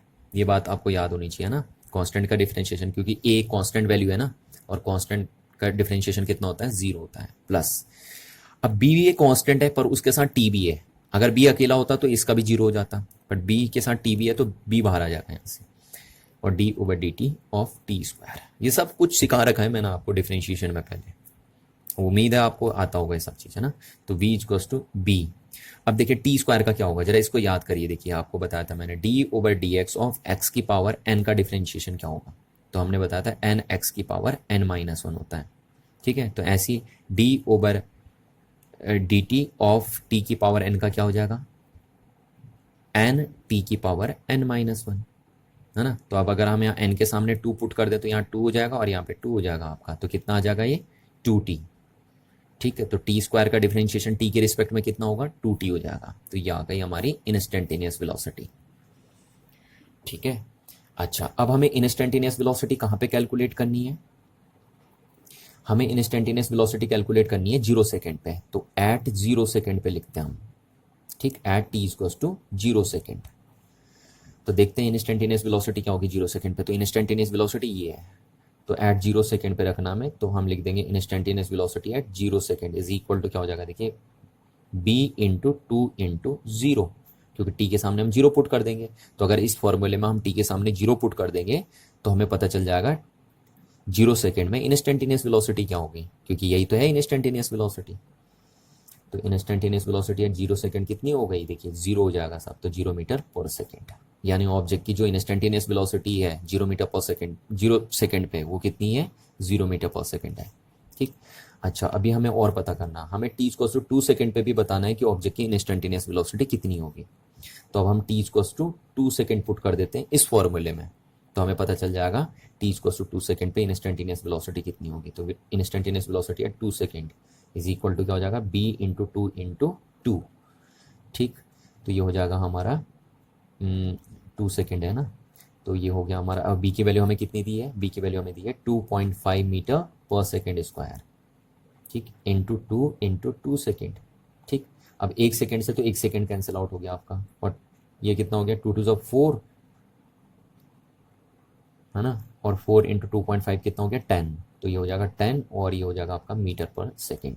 तो 2 सेकेंड पे जो ऑब्जेक्ट की इंस्टेंटेनियस वेलोसिटी है वो कितनी आ गई, 10 मीटर पर सेकेंड आ गई। अच्छा, अब हमें क्या पता करना है, देखिए सेकेंड टास्क क्या है हमारे पास। सेकेंड टास्क है what is the average velocity between T equals to 2 second and T equals to 4 second. तो अब हमें एवरेज वेलोसिटी पता करनी है इस टाइम इंटरवल में। देखिए, मैं आपको पहले भी बता चुका हूं कि एवरेज वेलोसिटी हमेशा एक टाइम इंटरवल में कैलकुलेट की जाती है। एवरेज चीज हमेशा एक टाइम इंटरवल में ही कैलकुलेट की जाती है, चाहे कोई भी हो, चाहे वो एवरेज वेलोसिटी हो, एवरेज स्पीड हो, एवरेज एक्सीलरेशन हो, है ना। एवरेज चीज हमेशा एक टाइम इंटरवल में ही कैलकुलेट की जाती है। तो चलिए देखिए, इस टाइम इंटरवल में टी इक्वल्स टू 2 सेकेंड से लेकर टी इक्वल्स टू 4 सेकेंड का जो टाइम इंटरवल है, इसमें हमें बताना है कि एवरेज वेलोसिटी कितनी होगी ऑब्जेक्ट की। तो चलिए सेकेंड टास्क देखते हैं हमारा, एवरेज वेलोसिटी। तो एवरेज वेलोसिटी का फॉर्मूला क्या है, पहले तो आप बताइए। एवरेज वेलोसिटी का फॉर्मूला होता है change in position with respect to time. याद है ना आपको, ये चीज फॉर्मूले आपको आनी चाहिए। Average velocity is change in position, total change in position, this is a total change in position and total time taken. तो यहाँ टाइम इंटरवल कितना है, देखिए टाइम इंटरवल ये है ना आपके पास, देखिए ये लिख दिया हमने। टाइम इंटरवल ये है T 4 second minus T 2 second, ये टाइम इंटरवल है। तो हमें पहले ये पता करना पड़ेगा टी इक्वल्स टू 4 सेकेंड पे ऑब्जेक्ट की पोजीशन कितनी है, और फिर हमें ये पता करने का टी इक्वल्स टू 2 सेकेंड पे ऑब्जेक्ट की पोजीशन कितनी है। ठीक है, ये निकालना ना, क्योंकि चेंज इन पोजीशन कैसे निकालते हैं, final position minus initial position. तो हमें पहले पता करना पड़ेगा कि फाइनल पोजीशन पे, फाइनल टाइम पे ऑब्जेक्ट की पोजीशन कितनी है और इनिशियल टाइम पे ऑब्जेक्ट की पोजीशन कितनी है। तो यानी अगर हमें पता करना है कि इस टाइम इंटरवल में ऑब्जेक्ट की एवरेज वेलोसिटी कितनी होगी, तो उसके लिए हमें पहले पता करना पड़ेगा कि इस टाइम पे ऑब्जेक्ट की पोजीशन क्या होगी और इस टाइम पे ऑब्जेक्ट की पोजीशन क्या होगी, क्योंकि तभी हम एवरेज वेलोसिटी कैलकुलेट कर सकते हैं इस टाइम इंटरवल में। तो चलिए देखते हैं, है ना। Position of an object eight 4 second, 4 second पे ऑब्जेक्ट की पोजीशन क्या होगी। तो देखिए पोजीशन ये है ना, तो कितनी होगी 4 सेकेंड पे, ए प्लस बी इंटू टी के सामने रख देंगे 4 का स्क्वायर। ठीक, तो ये क्या हो जाएगा आपका, टी इक्वल्स टू 4 सेकेंड पे ऑब्जेक्ट की पोजीशन आ जाएगी। तो ए प्लस 4b, नहीं 4 नहीं, ये कितना हो जाएगा 16 हो जाएगा आपका ना, तो 16। तो a plus 16b is the position of an object eight 4 second. ये पोजीशन है ऑब्जेक्ट की 4 सेकेंड पे। अच्छा, अब ऐसे हमें 2 सेकेंड पे निकालनी है, तो position of an object eight 2 second इस कितनी हो जाएगी, देखिए तो ये है पोजीशन का फॉर्मूला, a प्लस बी और t के सामने कितना पुट कर देना है, 2 का स्क्वायर इज इक्वल टू हो जाएगा a प्लस 4b। तो ये ऑब्जेक्ट की पोजीशन है t इक्वल्स टू 2 सेकेंड पे। ठीक है, तो चलिए वैल्यू रखते हैं। अब हमें पता चल गया ऑब्जेक्ट की पोजीशन 4 सेकेंड पे कितनी है, 2 सेकेंड पे कितनी है, तो रख देते हैं। तो 4 सेकेंड पे ये है a plus 16b minus 2 second पे कितनी है, a प्लस है तो यहाँ से माइनस हो जाएगा, ये माइनस 4b अपॉन t कितना है 4 सेकेंड, है ना। फाइनल टाइम है 4 सेकेंड, इनिशियल टाइम है 2 सेकेंड, टाइम इंटरवल यही तो है। तो ये हो गया हमारे पास, तो कितना आया इस सॉल्व करके, ये आ जाएगा आपका, यहाँ लिख देता हूँ मैं, एवरेज वेलोसिटी इसको हो जाएगा, देखिए ए से ए कैंसिल आउट हो जाएगा और 4b में से 16b में से 4b गए तो हमारे बचेंगे कितने 12b, है ना, और नीचे हो जाएगा 2। तो ये इससे कैंसिल आउट हो जाएगा और ये आ जाएगा हमारा 6b। अब b की वैल्यू आपको दे रखी है, तो 6 इंटू बी की वैल्यू हमें कितनी दी है, 2.5, तो 2.5 हमने रख दिया, तो ये आ गया हमारा 6 इंटू 2.5 को अगर हम मल्टीप्लाई करेंगे तो हमारा आ जाएगा 15 मीटर पर सेकंड आ जाएगा। ठीक, तो एवरेज वेलोसिटी कितनी हो गई इस टाइम इंटरवल में? 15 मीटर पर सेकंड हो गई। चलिए अब हम क्वेश्चन नंबर सेकंड करते हैं। देखिए क्या दिया हमें, the displacement x of a particle varies with time is this one. Particle का जो डिस्प्लेसमेंट है, डिस्प्लेसमेंट मतलब पोजीशन, वो टाइम के साथ इस तरीके से वेरी कर रही है। देखिए एक इक्वेशन बना के आपको समझा रखा है कि कैसे पोजीशन या डिस्प्लेसमेंट टाइम के साथ वेरी कर रही है। ठीक है, अच्छा अब क्या पूछा आपसे, देखिए find the position, velocity and acceleration of a particle as T equals to 0 second. वो आपसे पूछ रहा है कि 0 सेकेंड पे बताइए पार्टिकल की पोजीशन क्या होगी, यानी पार्टिकल का डिस्प्लेसमेंट क्या होगा 0 सेकेंड पे, और 0 सेकेंड पे आपको पार्टिकल की वेलोसिटी भी बतानी है और एक्सेलरेशन भी बताना है। ठीक है, अभी पहले इतना ही करते हैं। देखिए यहाँ से कुछ और भी दिया है पर पहले हम यहीं तक सॉल्व करते हैं। ठीक है, अच्छा देखिए, तो हमें अगर 0 सेकेंड पे पार्टिकल की वेलोसिटी बतानी है और 0 सेकेंड पे हमें एक्सीलरेशन बताना है, तो आप जरा खुद सोचिए। देखिए हमने आपको बताया कि किसी भी एक पर्टिकुलर टाइम पे जो वेलोसिटी होती है उसको हम इंस्टेंटेनियस वेलोसिटी बोलते हैं, और किसी एक पर्टिकुलर टाइम पे जो एक्सीलरेशन होता है ऑब्जेक्ट के पास उसको हम इंस्टेंटेनियस एक्सीलरेशन बोलते हैं। तो हमें यहाँ पे एक पर्टिकुलर टाइम में, और वो पर्टिकुलर टाइम कितना है 0 सेकेंड पे, तो 0 सेकेंड पे हमें वेलोसिटी और एक्सीलरेशन बताना है, तो इसका मीनिंग हमें इंस्टेंटेनियस वेलोसिटी और इंस्टेंटेनियस एक्सीलरेशन बताना है। ठीक है, तो चलिए करते हैं पहले, है ना। तो पोजीशन हमें दी है, देखिए कितनी है, 4t square minus 15t plus 25। तो पहले बताना है पोजीशन कितनी है t इक्वल्स टू 0 सेकेंड पे। तो यहाँ पे सीधे सीधे t इक्वल्स टू क्या कर देता हूँ मैं, 0 सेकेंड पुट कर देता हूँ, तो मेरे को पता चल जाएगा 0 सेकेंड पे पोजीशन कितनी होगी। तो 4 इंटू 0 का स्क्वायर माइनस 15 इंटू 0 प्लस 25, तो आंसर विल बी 25 मीटर। ठीक है, तो यानी 0 सेकेंड पे ऑब्जेक्ट की जो पोजीशन है वो 25 मीटर है ओरिजिन से। ठीक, अच्छा अब हमें क्या बतानी है, पार्टिकल की वेलोसिटी बतानी है 0 सेकेंड पे, तो यानी हमें इंस्टेंटेनियस वेलोसिटी बतानी है।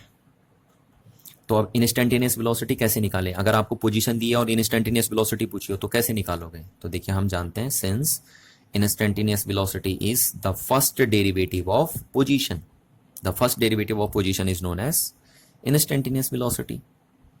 ठीक, तो अगर हम पोजीशन को टाइम के रिस्पेक्ट में एक बार डिफरेंशिएट कर देंगे तो हमें इंस्टेंटेनियस वेलोसिटी मिल जाएगी। तो निकालते हैं, देखिए तो v इक्वल्स टू क्या हो जाएगा, देखिए d ओवर dt, और x की वैल्यू हमें दी है 4t square minus 15t plus 25, है ना। तो इसको हम कर देते हैं, देखिए डिस्ट्रीब्यूट कर देते हैं अंदर, तो d over dt of 4t square minus d over dt of 15t और plus D over D T of 25। और ये सब मैं कैसे कर रहा हूँ आपको ये सब आना चाहिए, मैंने डिफरेंशिएशन में ये सब सिखाया है आपको, है ना।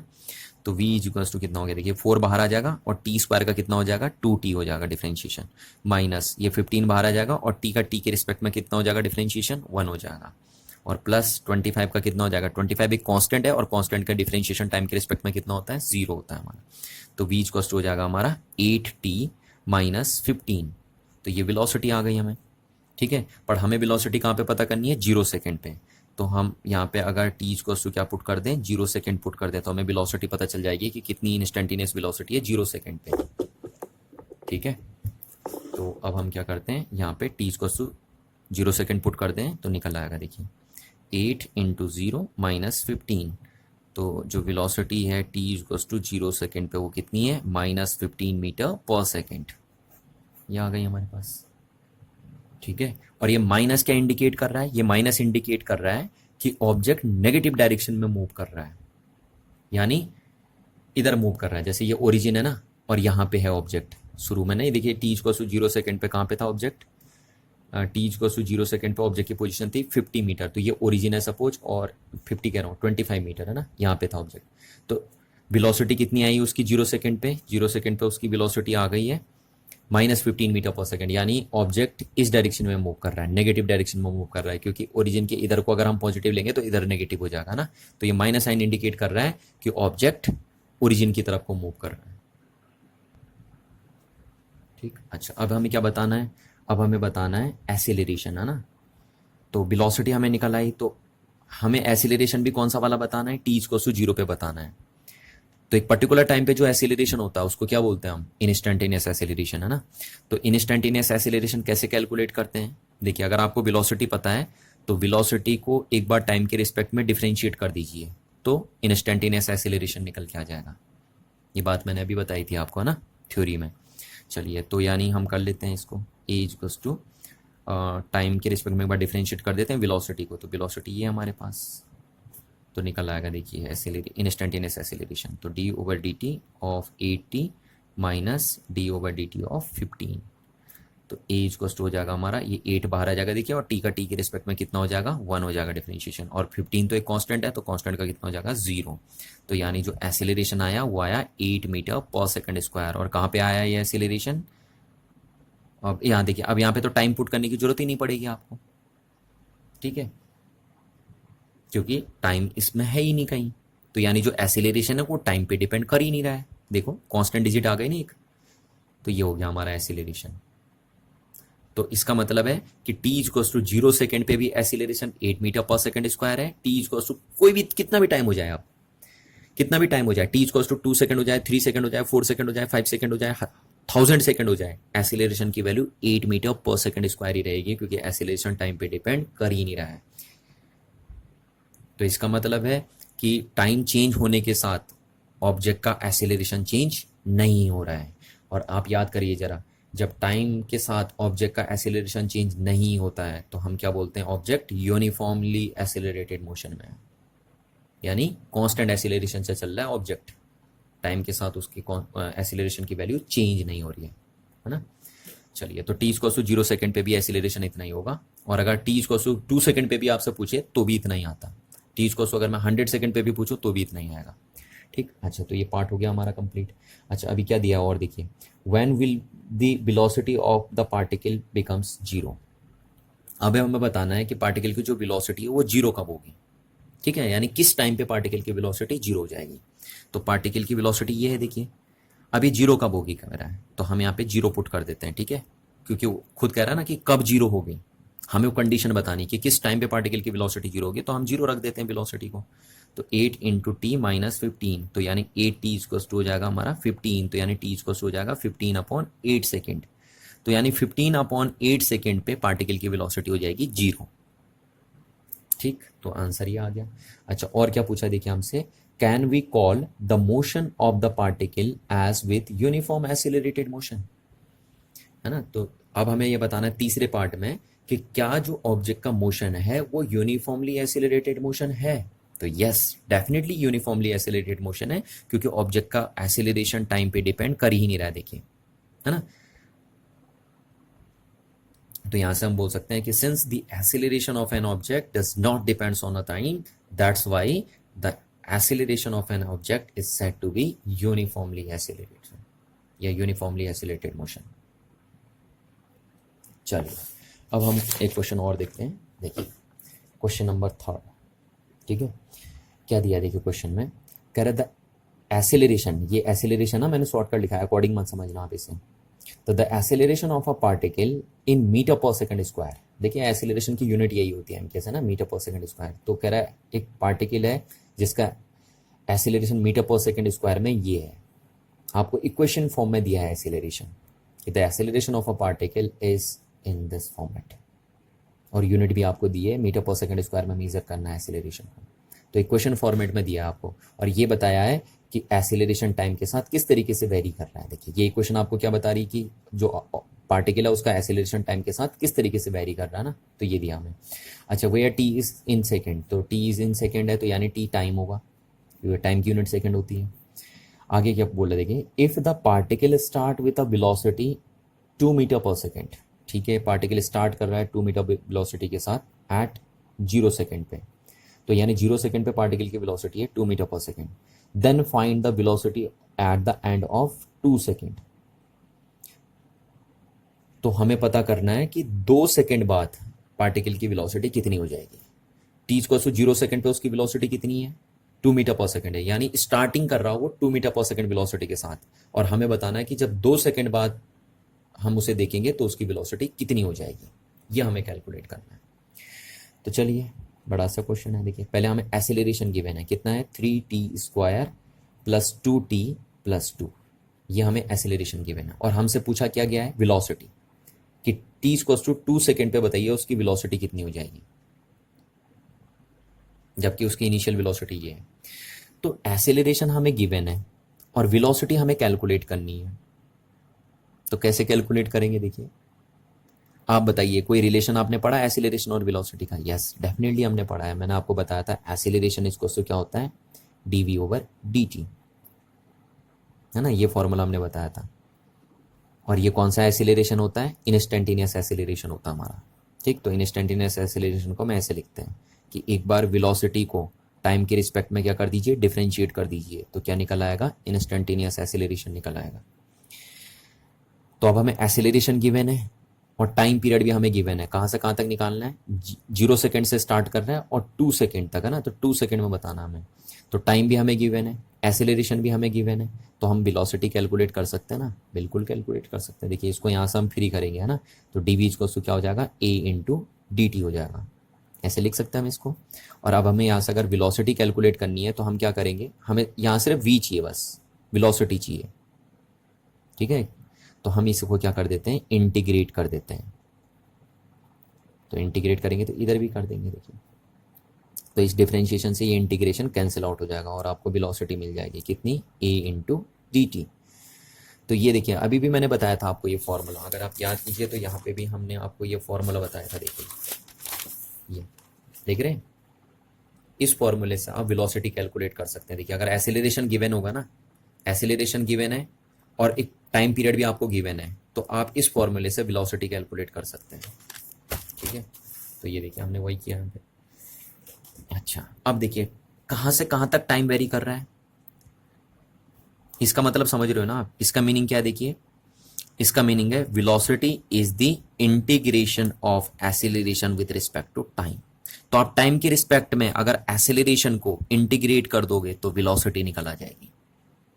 समझ रहे हैं ना क्या बोला मैंने, अगर आप टाइम के रिस्पेक्ट में एक्सेलरेशन को इंटीग्रेट कर दीजिए तो वेलोसिटी कैलकुलेट होकर आ जाएगी। अच्छा अब आपको इंटीग्रेट करना है यानी जोड़ना है, इंटीग्रेट का मतलब जोड़ना ही तो हुआ। तो आपको इंटीग्रेट करना है तो कहां से कहां तक करना है आपको इंटीग्रेट, कितना टाइम पीरियड आपको दिया है, देखो 0 सेकेंड, 0 सेकेंड, और फाइनली कहां पे आपको पता करना है, 2 सेकेंड पे, तो 2 सेकेंड तक। तो यानी आपको t = 0 सेकेंड से लेकर t = 2 सेकेंड तक इंटीग्रेट करना है। क्योंकि मैंने आपको देखिए इंटीग्रेशन में भी ये बात बताई थी कि जब भी आप किसी फंक्शन का इंटीग्रेशन करते हैं तो आप ये भी बताते हैं कि हम कहाँ से कहाँ तक इंटीग्रेशन करेंगे ना, कहाँ से कहाँ तक जोड़ेंगे फंक्शन को। तो यहाँ से जोड़ेंगे, देखिए यहाँ से इंटीग्रेट करेंगे हम 0 सेकेंड से लेकर 2 सेकेंड तक, क्योंकि हमें इसी टाइम में बताना ना, यहाँ से स्टार्ट कर रहा है और बताना है 2 सेकेंड के बाद उसकी वेलोसिटी कितनी हो जाएगी। तो हमें इसको इंटीग्रेट करना पड़ेगा 0 सेकेंड से 2 सेकेंड तक,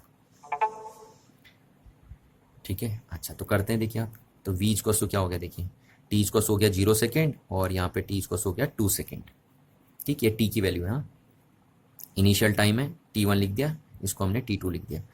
एक्सीलरेशन की वैल्यू कितनी है, देखिए तो एक्सीलरेशन की वैल्यू दी है 3t² + 2t + 2, ठीक, और ये हमने लिख दिया dt। अच्छा अब इसको इंटीग्रेट कर देते हैं, तो इंटीग्रेट करना भी मैंने आपको सिखाया था, है ना।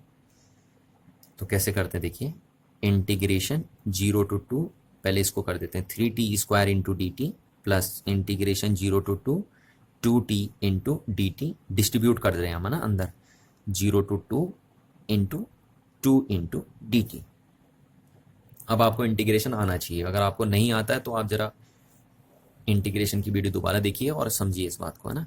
तो v क्या हो जाएगा, देखिए अभी 3 आगे आ जाएगा, ठीक, और 0 to 2 × t² × dt प्लस ये 2 आगे आ जाएगा, कांस्टेंट है, 0 to 2 × t × dt, और प्लस ये 2 भी आगे आ जाएगा और यहाँ 0 to 2 × dt। अब यहाँ कुछ नहीं तो यहाँ 1 मान सकते हैं, ठीक है। अच्छा अब इसको इंटीग्रेट करके बताइए, देखिए कितना हो गया 3, ठीक। t² का कितना हो जाता है इंटीग्रेशन, आपको देखो एक फॉर्मूला मैंने बताया था, integration of t⁴ n × dt is equal to क्या होता है, t⁴ n+1 / n+1, ये फॉर्मूला होता है इंटीग्रेशन का, ठीक, ये बताए थे मैंने आपको ये सारे फॉर्मूले। तो अब अगर हम यहाँ पे लगा दें t के सामने, यहाँ पे कितना रख दें, 2 रख दें, तो यहाँ पे कितना हो जाएगा, देखिए 2, और यहाँ पे कितना हो जाएगा 2। तो t² का इंटीग्रेशन आप इस फॉर्मूले से निकाल सकते हो और कितना आ जाएगा, t⁴ 3/3 आ जाएगा। करके देखिए आप इससे, है ना।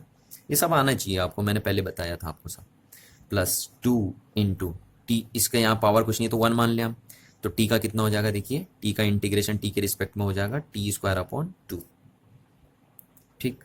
अच्छा, और प्लस 2 हो गया, और 1 का इंटीग्रेशन टी के रिस्पेक्ट में कितना हो जाएगा, टी हो जाएगा। क्लियर है बात। अच्छा, अब लिमिट भी चढ़ानी है हमें यहाँ पे 0 से लेकर 2, यहाँ पे भी हमें लिमिट चढ़ानी है कितनी, 0 से लेकर 2, और यहाँ पे भी हमें लिमिट चढ़ानी है कहाँ से कहाँ तक, 0 से लेकर 2 तक, ठीक है। डेफिनेट इंटीग्रल है, नहीं आपको बताए थे मैंने, डेफिनेट और इनडेफिनेट इंटीग्रल। चलिए, तो v इक्वल्स हो गया हमारे पास, इस 3 को मैं बाहर लेता हूँ ना, तो 3/3 हो जाएगा, क्योंकि कांस्टेंट में तो वैल्यू चढ़ेंगी नहीं ना, बड़ी वैल्यू यहाँ चढ़ेगी। देखिए अब अपर लिमिट फिर लोअर लिमिट चढ़ाई जाती है ना, तो पहले अपर लिमिट चढ़ाएंगे टी के सामने, तो upper limit minus lower limit, फिर टी के सामने लोअर लिमिट पुट करेंगे, ये हो गया।